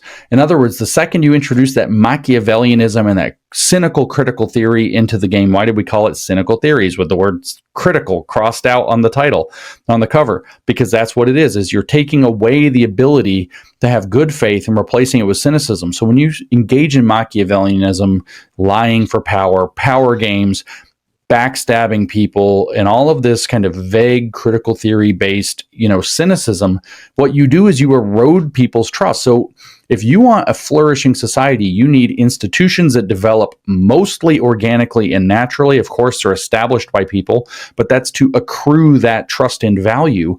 And you need those things to come in a way that can be trusted. What do I mean by that? Trust, as the saying goes, is hard to build and easy to lose.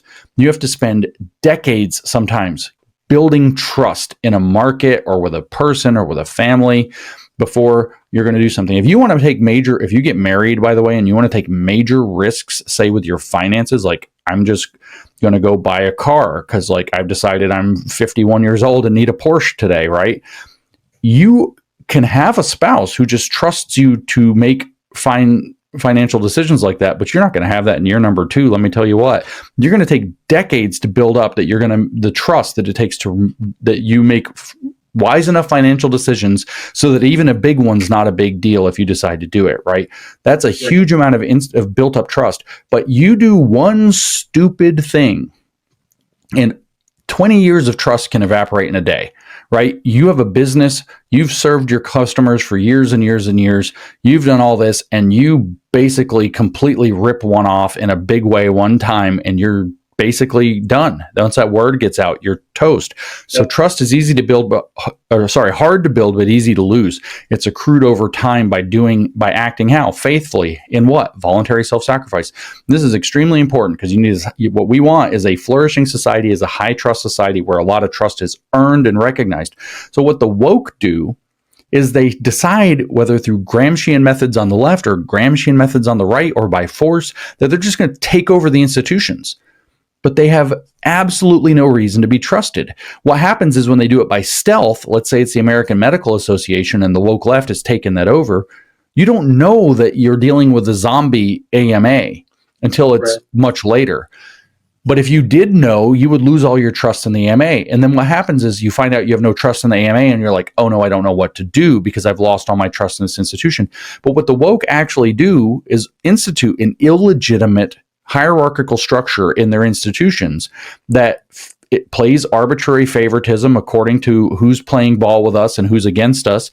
And this puts no trust in those institutions. So what I'm saying is, this is a long way to have said you can't force trusted institutions. You have to build them, and building them takes time, and the time has to be spent engaging in service, which is voluntary self-sacrifice that is recognized again and again and again. And when you have a very high trust society, when the endocrine society says, I wouldn't eat 11 pounds of broccoli a day, but you might want to try to consume about a pound of it a week, you think, wow, that's probably worth paying attention to. Versus if you're walking down the street and some bum with a heroin needle sticking out of his arm says, eat a pound of broccoli, you're not going to listen to that guy. He has no institutional trust built up in him.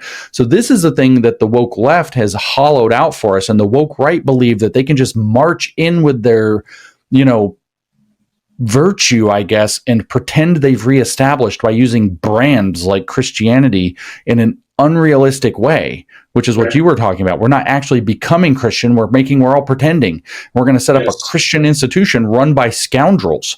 And they're not, are they really Christian? I mean, I guess that's for God to judge. Who knows?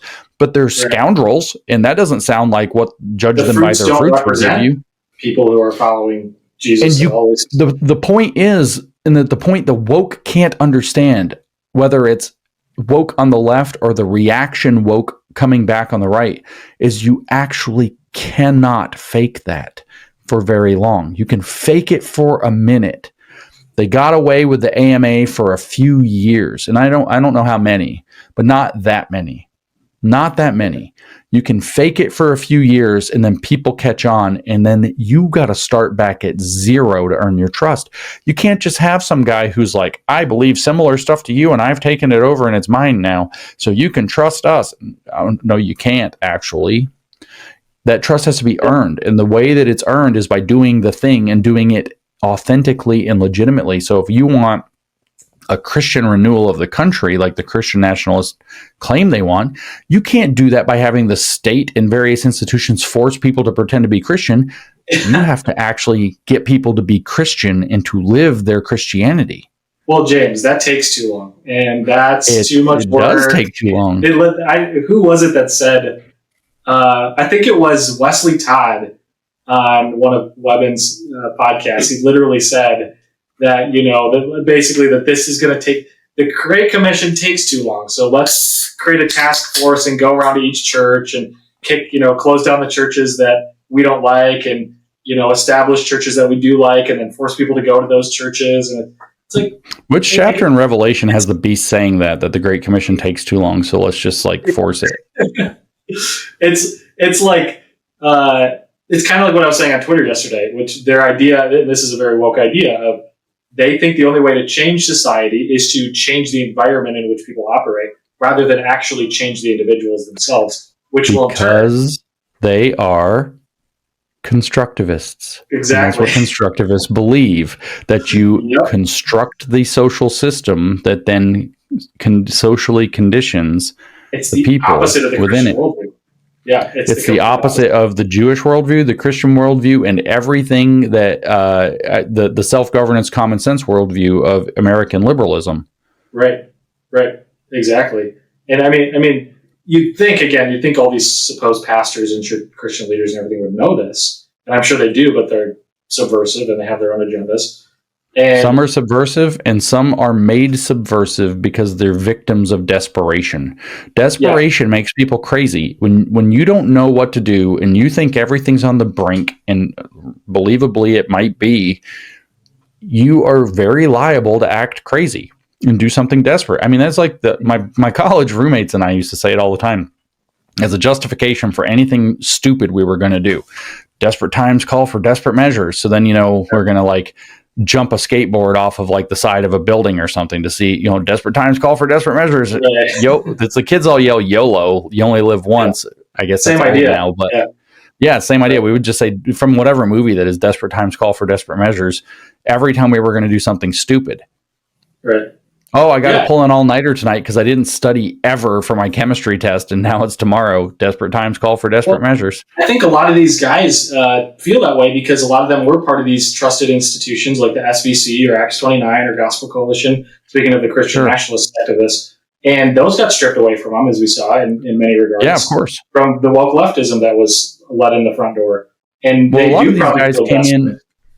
Yeah, well, they came in like 21. Like if you read the opening to R.N. McIntyre's book, The Total State, he tells you explicitly in the first chapter, I was never engaged in politics. I didn't really pay attention. Then COVID and BLM scared the living crap out of me. So I freaked out and suddenly became the voice of the new right, the in-house philosopher. And here's all this crazy Carl Schmitt and Thomas Carlyle and Alistair McIntyre, all these radical right-wingers, and it's the only solution. But where were you before 2021?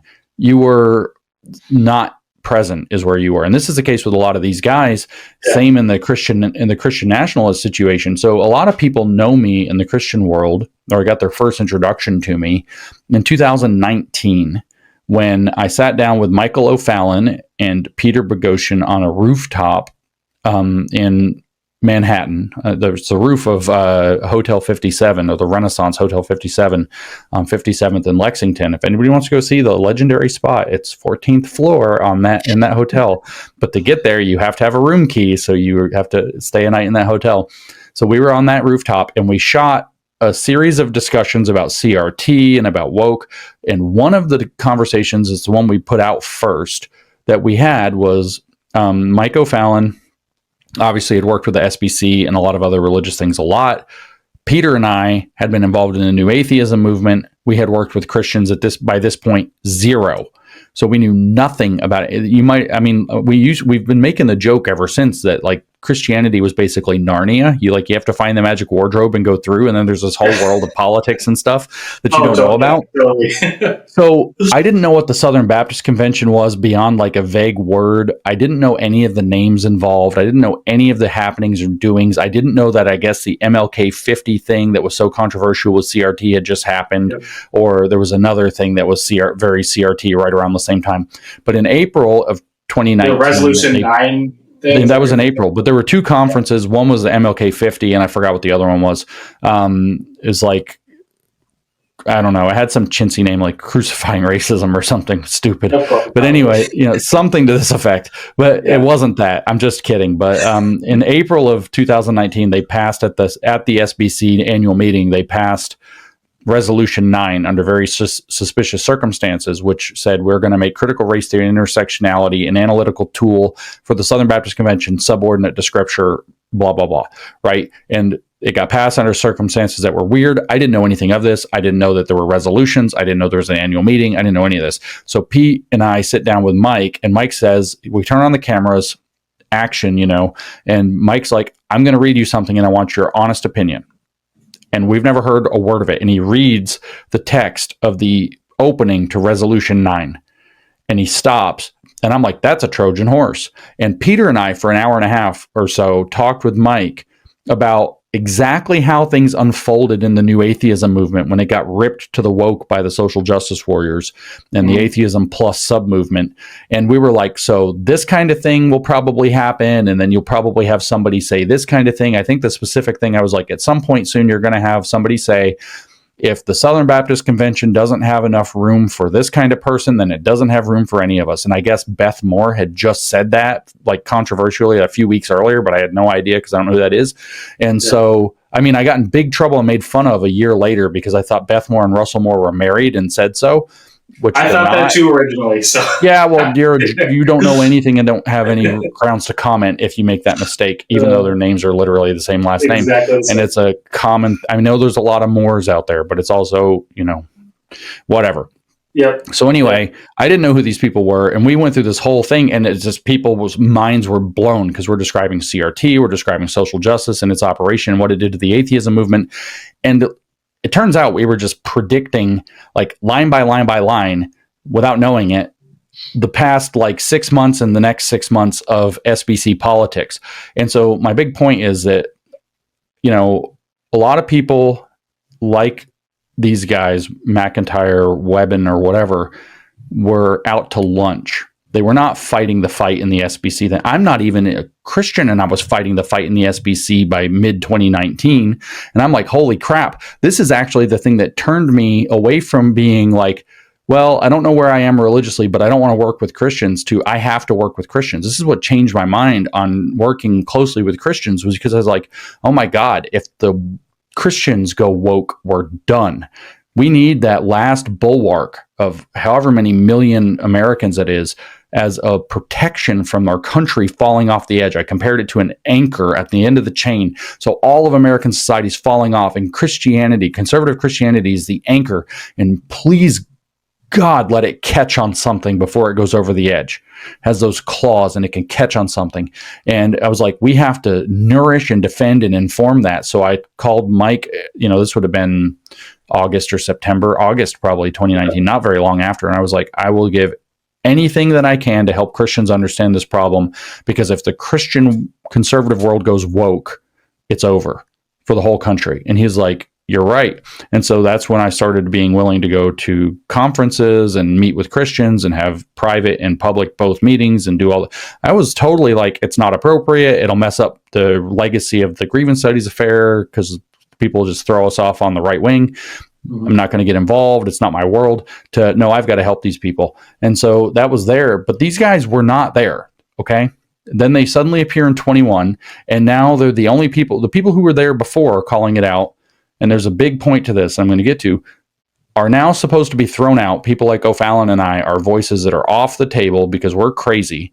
Even though we were the ones that broke the story. Mike's doing a conference on October 31st on Halloween 2017, the 500th anniversary of Luther taking his stand, has Jordan Peterson speak about, what was it? The Marxist something of white privilege. The Marxist lie of white privilege was the title of his talk.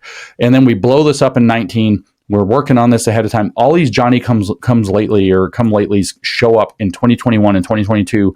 And now they're the only voices anybody's allowed to listen to, and they've thrown everybody else out. Like, give me a break. But the thing is, we were naming the names in 2019 who were introducing all this stupid leftism into the SBC through patsies like Russell Moore and Beth Moore and so on, while they behind the scenes kept their hands clean. People like Al Mohler, who are now pushing the national conservatism and Christian nationalist crap. Al Mohler had an intern named William Wolfe, who went on to leave from Al Mohler on his personal recommendation to become a voice at the Standing for Freedom Center at Liberty University, who was brought in and kept there and nourished and allowed to use that position at the Standing for Freedom Center to meet all the political dignitaries with all the imprimatur of Liberty University, so that he could make this move to establish and become executive director of the very shady Center for Baptist Leadership that almost made its way into the White House. Mohler pulled those strings from all the way back, and Mohler was the one pulling the strings, bringing the leftists in. Mohler is the one who arranged for weird circumstances to take place at the 2019 SBC meeting so that there would be no proper discussion or debate about Resolution 9. And then where was he during the vote? in the bathroom.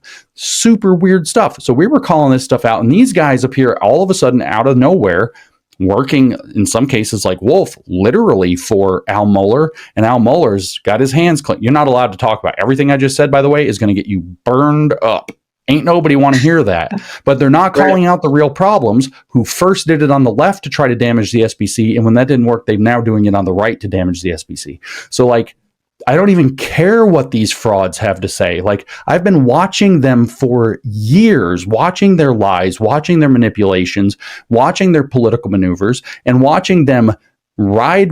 First of all, they told me to my face, we're going to use you and then we're going to get rid of you. Actually, it's not what they said. We're going to use you and then we're going to force convert you or kill you when it's time, is what they said. But we're going to use you. We're going to use you. And I've heard that so many times. We're going to use you because you're useful to us, but you won't always be, because you're not radical enough unless you come with us.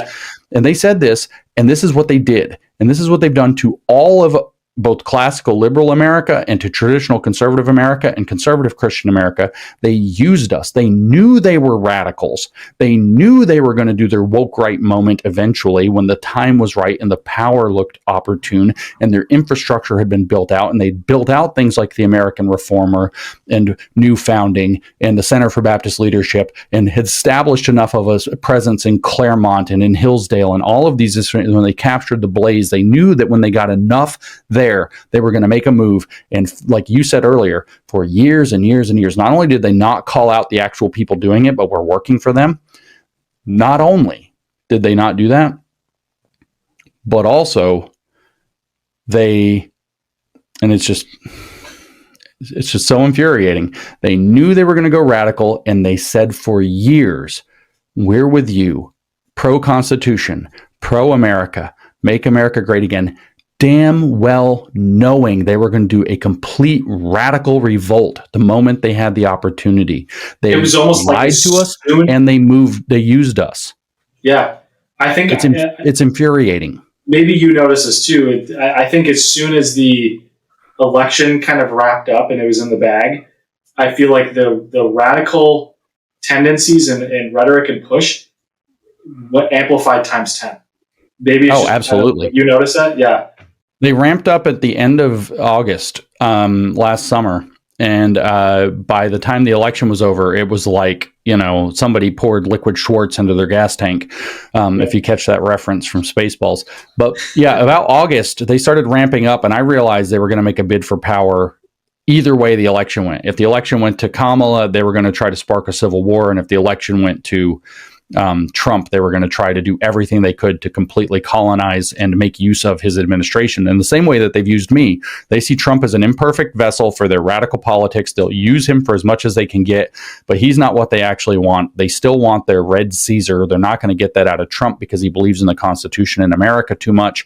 And so they're using him to the maximum degree that they can, and they will, of course, discard him if they can't convert him at some point. Nastily. They've laid the tracks for that in a narrative already. These people are malicious abusers in the exact same way that the left were malicious abusers. The left just did it to, the very deserving target of the Democratic Party and the Democratic donation apparatus.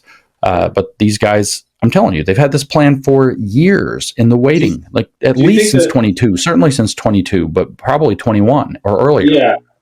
Do you think that dumping, like you said, they laid the tracks to get rid of, or to distance themselves from Trump or get rid of him, or et cetera, et cetera?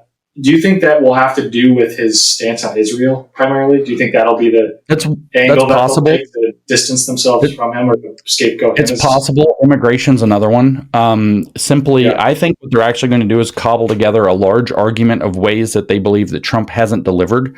So immigration will be one way, fealty to Israel will be another way.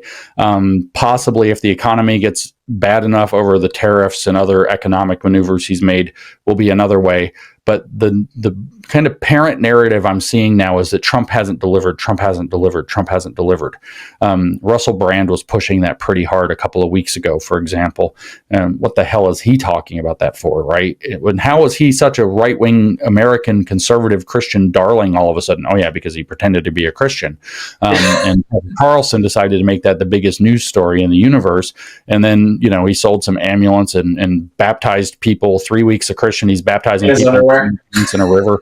Like, you're doing great. And he's talking about raising Christ consciousness and everything else. And now he's out peddling Trump just didn't get there. He said it has 100 days. He hasn't got there. He didn't deliver.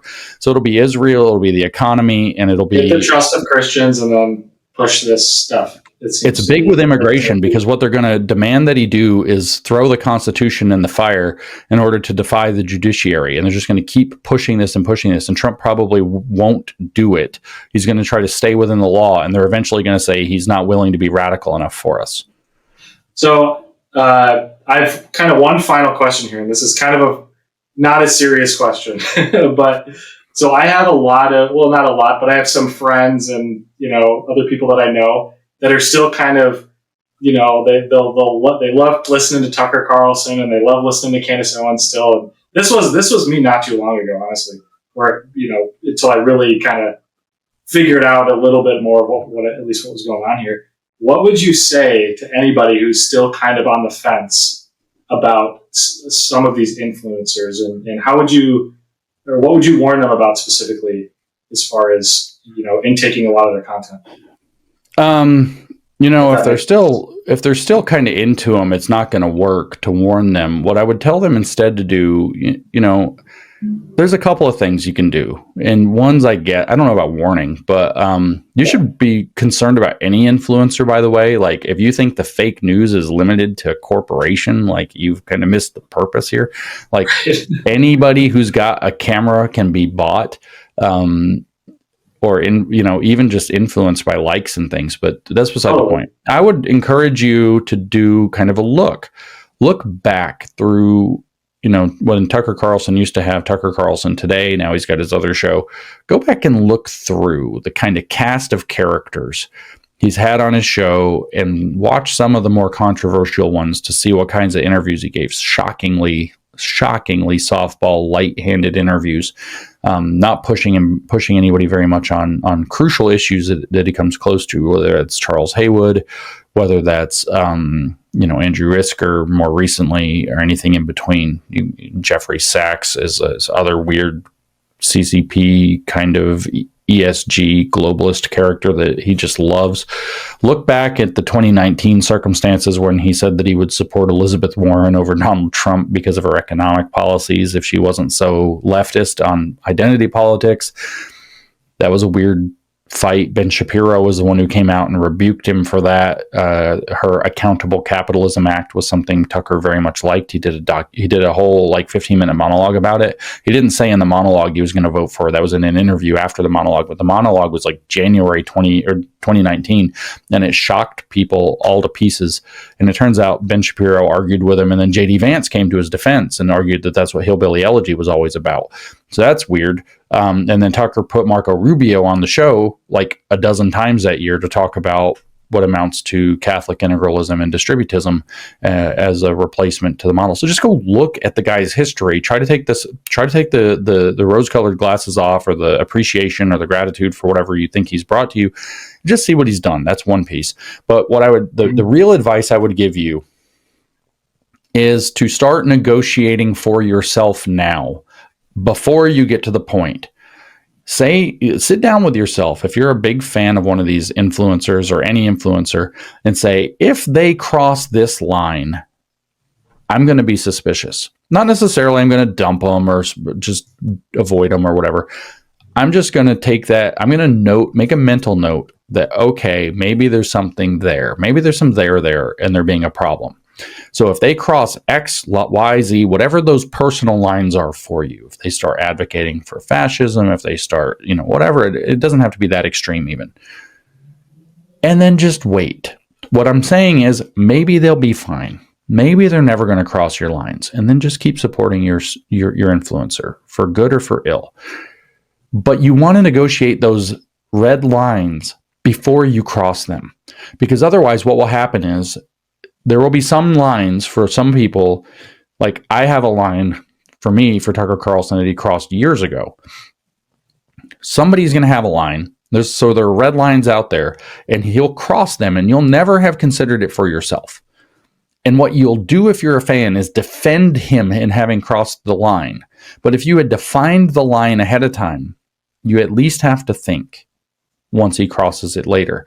And again, maybe he never crosses it. I'm not saying it's inevitable. I'm not saying that like your line is going to get crossed. But if you've negotiated in advance, you are not going to find yourself in the sole compromising position of defending the indefensible should it come up.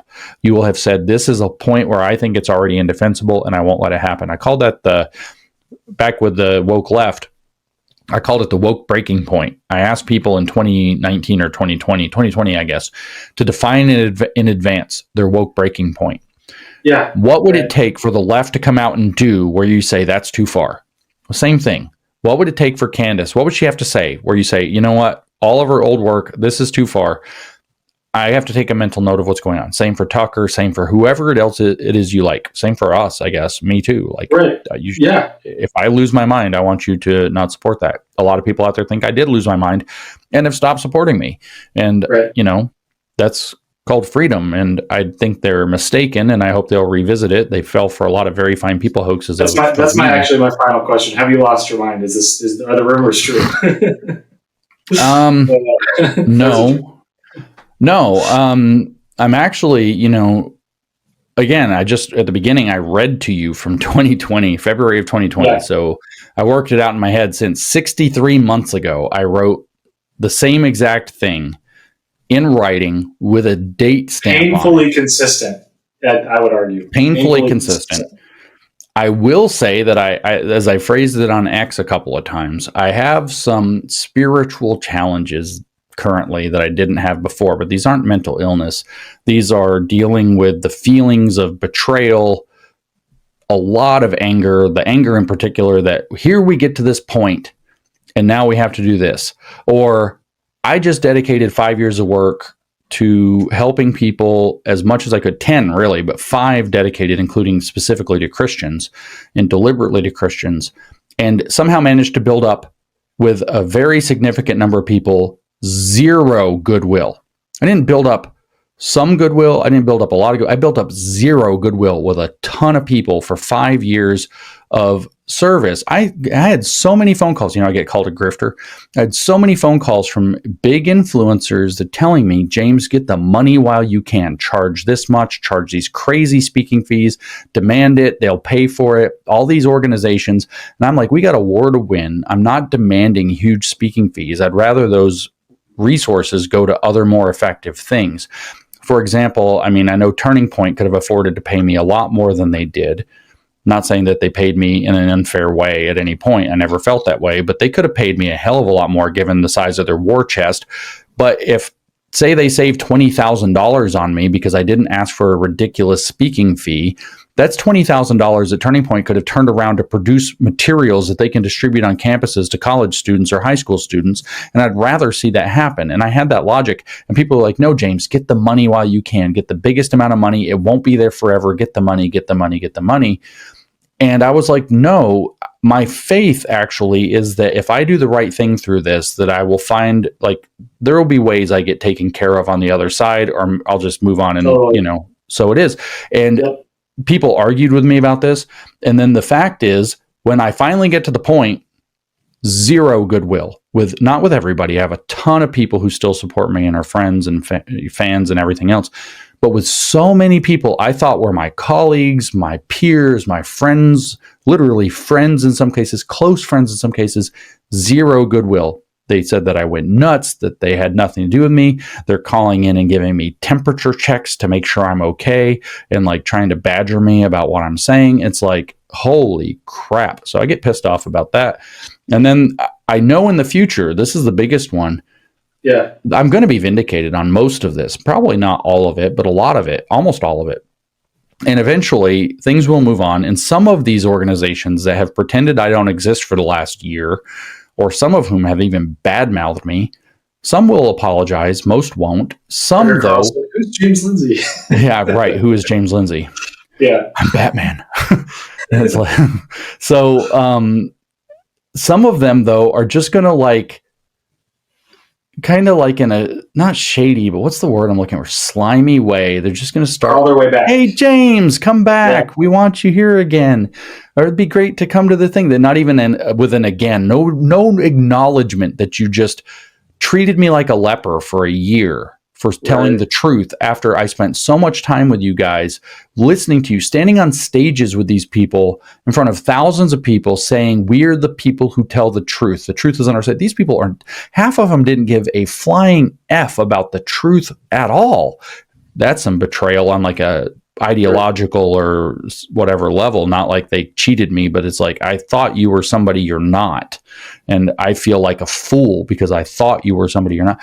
So some of them are going to say nothing and just like, hey, we have a big event coming up in October. Why don't you come? And I'm going to be like, I mean, I felt that way. Even obviously I'm not in the position you are, but even just as a general viewer of a lot of these people that I used to admire and look up to and watch their content and, hear them at conferences or whatever it was, seeing them just seemingly throw out all the principles I foolishly, for some reason, thought that they believed, that I actually didn't believe it and do believe. And I'm looking at myself almost thinking, like, am I that gullible? Am I that gullible? That's how I feel. Yeah, it's really disorienting. Like, I spent time in person with you people, like individually, like we did stuff together, like, and you were always like either unprincipled in some cases or using me in others, or were you spying on me? Like, it's some dark stuff. Well, I'll say this, because I think I said something along the lines of this on Twitter, but for the YouTube audience. So the way we got connected originally was I had like, I don't really have much of an audience at all to begin with. And I just reached out to you on Twitter one day and I was like, hey, I noticed all this weird stuff going on. Would you be down to just hop on a phone call and talk about this? And I think we talked for like almost 3 hours or something like that. And you had nothing to gain from it. There was no money. I was literally a nobody. I still am compared to the audience that you have. And you're constantly willing to interact, to share information, to answer questions, to do stuff like this at no cost or no gain or benefit to yourself. And how many people that are now picking up the mantle of the woke right would ever consider doing that? I don't know. I've heard stories that they won't speak at the church down the street from their own house for less than $10,000. Right. It really just goes to show the projection that's happening. So people like you, people like Michael O'Fallon, many others who do have a larger platform, we've been speaking on these things for a while, you guys are saying the same message, you're being consistent in beliefs and principles, and you're still going out of your way to speak to people, to help people, to do shows like this with virtually no audience, just to help people. And that's a rare quality. And especially nowadays in the Twitter landscape, for one social media platform, it's just full of grifters, full of lies, full of bots, full of slander, all sorts of crazy stuff. It's just wild to see. It's been a wild last year, at least for me, just getting up close to this stuff. And I don't know, but yeah, it's a sewer. Like, it's really bad. Like, I don't think the platform's going to survive if they don't figure out something to do about this bot problem. No, I don't think it is either. So any closing remarks, any words of encouragement for people out there looking at this stuff, wondering, after this conversation, like, okay, we have a grasp of what this is. What do we do? What's a practical step we can take today or tomorrow in order to push the ball in a positive direction? Yeah, the first is just to resist the temptation of radicalism and catharsis. Like, it's going to be there, and you're going to have days where, something infuriating or frustrating or whatever is in front of you, or something stupid and big comes out in the news. Just resist the temptation. Like, it's important to have that regulation. I get that you're frustrated. In fact, one of the best things you can do is put your freaking device down and go live in physical reality. Even if all you do is dedicatedly, and I kind of have been doing this without too much strict policy, but just put the damn thing down for 2 hours a day. Your brain will straighten out way more than you think. 2 hours more than you do if you don't use it as much, 2 hours more a week or whatever. But take structured time without your device, put it down, and look for good things that are happening too. You are not actually deluding you. It's like deluding yourself. Like I said earlier, we have this belief that our institutions and credentials are like totally gone, right? Well, that's not true. It's a narrative. right? It feels that way. It sometimes looks that way because of like the press releases and the way and what they'll publish. Still call the police when we're in trouble, and we still get college degrees in order to gain success, and we still put our money in banks, and like nobody lives that way. The vast majority of there are big problems, and I'm not diminishing any of the big problems, but like when I say go look for the good stuff, I don't mean go look for like some silly, like, oh, that flower is pretty or whatever. I mean something like, no, the overwhelming majority of planes still take off, like one plane crash, right? Like that's not good. That shouldn't happen. That hopefully is the wake up call that makes the necessary changes. But like almost everything is still functioning. There's all this like energy to do something better than what we have been doing, right? Mm-hmm. That's all still very positive. So look for the positive, look for the people who are trying to help, and look for the positive. It really makes a difference. And because you don't want to get caught in these despair and doom loops that everything's gone. I get these messages from people almost every day or every other day at least, where somebody will tell me some huge story about some awful woke thing or some huge globalist thing or a World Economic Forum thing or a UN thing or whatever. And it'll end with, we're screwed, aren't we? Or something less polite that means the same thing. Yeah, the black pill. I see it all the time. We're screwed, aren't we? And it's like, I find myself writing back, like I answered your message, I find myself writing back so many messages and jumping on so many phone calls to just say, no, we're not, but we've got a tough road ahead of us. You can't take that pill. You cannot accept this. We're all screwed. Therefore, the only possibility we have is some wild radicalism. And, another thing is you need to look my thoughts, and I don't know how many people that are like kind of in my broader fan base and orbit or whatever, colleagues circle even, who have actually decided to understand, like, what does it really mean to be an American, and really studied not just the founding documents in some cases, but the metaphysics of the American experiment. What is realism? What is common sense? Where did these come from? According to the Christian nationalists, it's white identitarianism. That's our... Oh, it turns out that's the same as the critical race theorists. Oh, they have the exact same idea. Imagine that. Just same energy, opposite direction.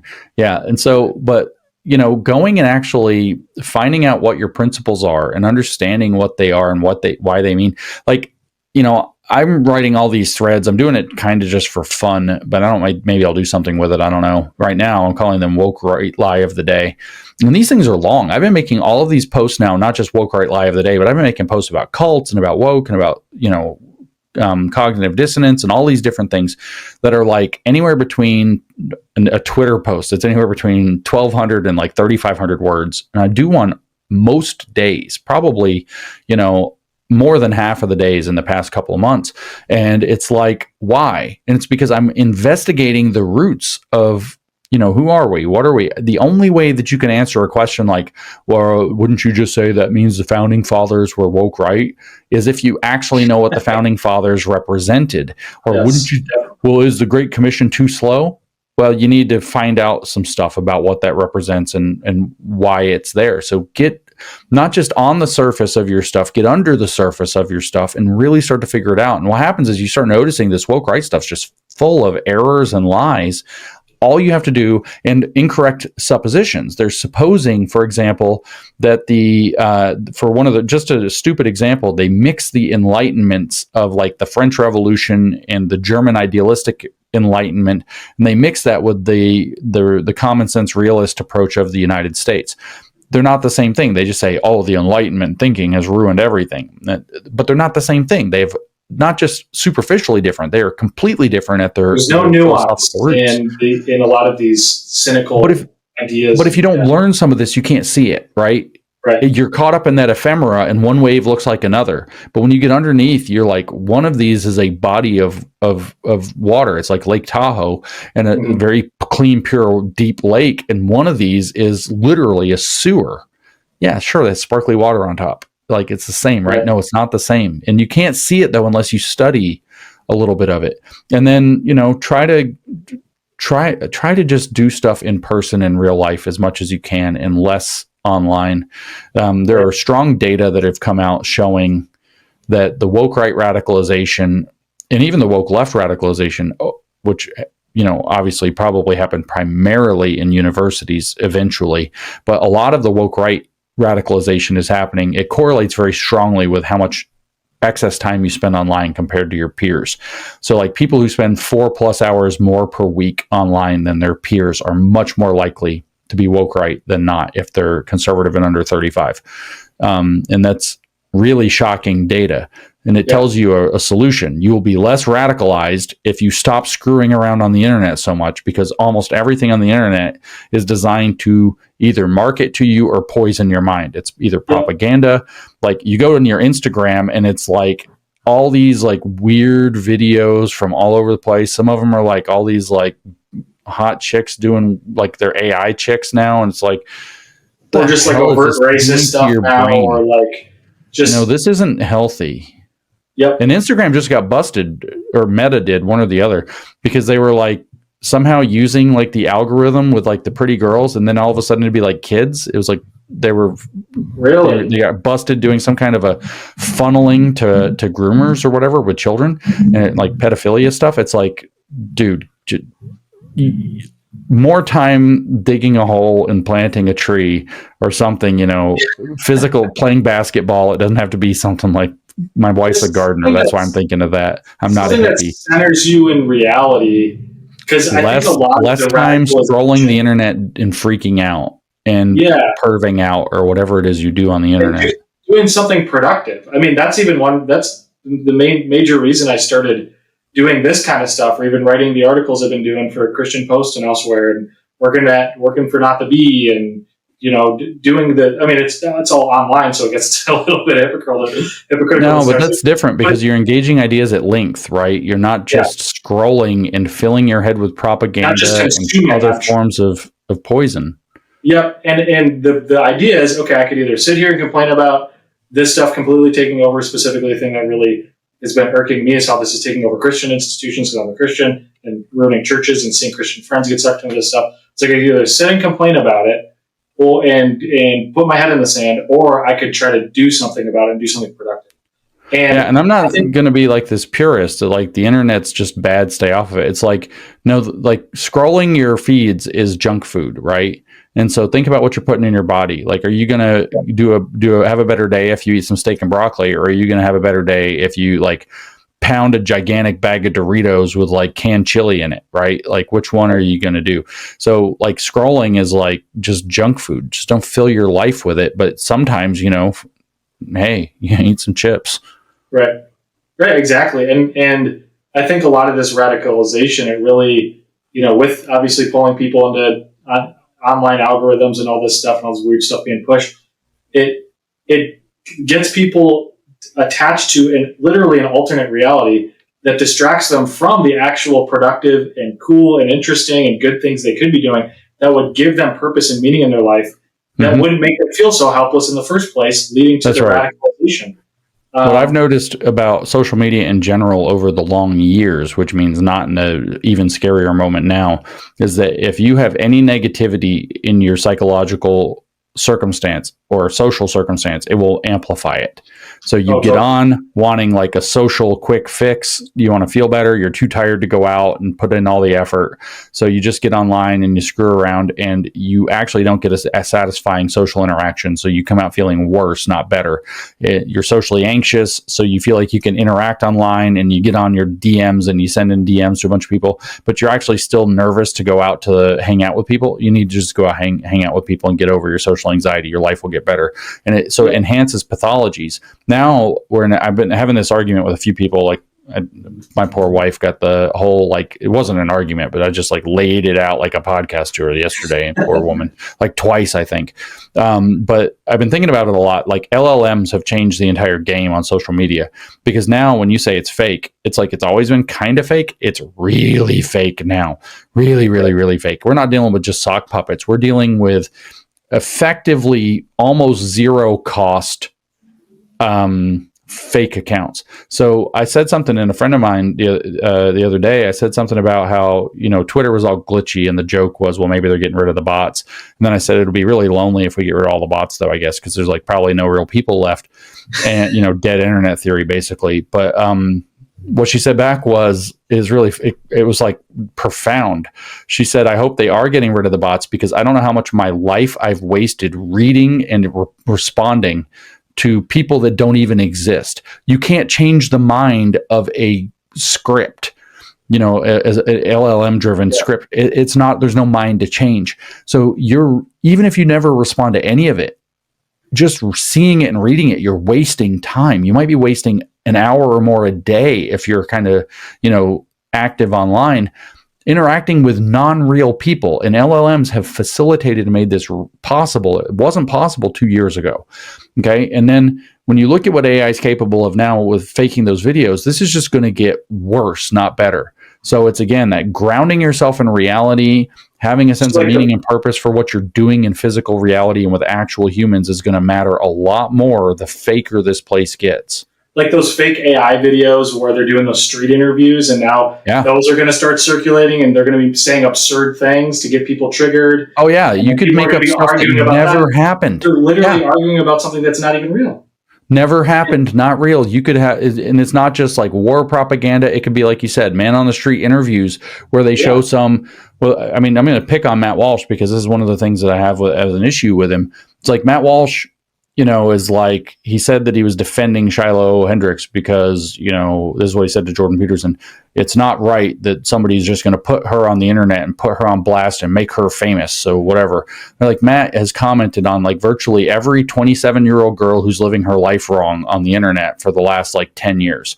Right. So there could be a totally AI fake girl video talking about how she never wants to have kids or something. And then what you're going to get is major conservative pundits fall for the AI video. And then it turns into like the drama of the freaking week, the current thing that we all have to fight about. And it won't take people very long to figure out how it doesn't have to be a video like some girl saying she doesn't want to have kids, to figure out which thing you make the fake person say in the fake video that then gets pushed to go viral, that then the conservatives or whoever the political targets are all latch onto. You could embed certain political things in there, say like H-1B visas or whatever, that would melt the internet and cause massive political ramifications for an administration. And so it's like right now you have to worry about foreign governments buying buying influencers with money to get them to sow discord or influence policy. The Wall Street Journal reported that Qatar had 250 MAGA influencers in 2018. I think they probably have more now, but they had 250 in 2018. Okay. Well, we're not far from them having to buy zero influencers. What they do instead is just create AI content that will trigger the actual influencers into doing what they need them to do for zero cost. Yeah. It's crazy. Unbelievable. In other words, everybody set your phones down and go touch some grass. You need to be very grounded in reality and very suspicious of anything that you didn't see physically with your own eyes, face to face, in physical reality, not through a screen. Yeah. Man, that's wild. The point is, all the things we were saying are just going to get worse. Yeah. I agree. And again, I think the solution is it's almost, again, it sounds maybe too simple, but literally just put your phone down, go hang out with friends, go do something, go to jujitsu, go play some basketball, go, read a book. Crazy idea. I don't know if people do that anymore, but do that. Go read James Lindsay's essay that he just wrote. Read my essays. Damn it. I'm just kidding. Very little expectation of that. Right. But yeah, that's very important. But no, your priming question there was, I have not lost my mind, and there are lots of things for people to do and reasons to keep positive and to be able to keep their minds. Yeah. I can't tell people, I've said this so many times, and people have now reached out to me and said, I've started doing it and you were right. So I'll say it again. I can't tell you how great it is to just start going for a walk every day. Just go out and get some exercise. A lot of people are like, James, put the phone down and go outside. And I'm like, ha, ha, ha, I am outside. I am walking outside on my phone right now. Yeah. Double purposes here. It's nice out now. In Wisconsin here, it's great weather. So go run around the block. It's about to rain here. So here we go again. There you go. Anyways, this has been great. We'll link all of your stuff in the description so people can go check that out, your books, recent essays and articles and things like that, social media. Thank you so much for joining. Thanks for taking the time to do this. I'm sure a lot of people will benefit. from all this. My pleasure. Yeah. Thanks for having me. Absolutely. We'll see you.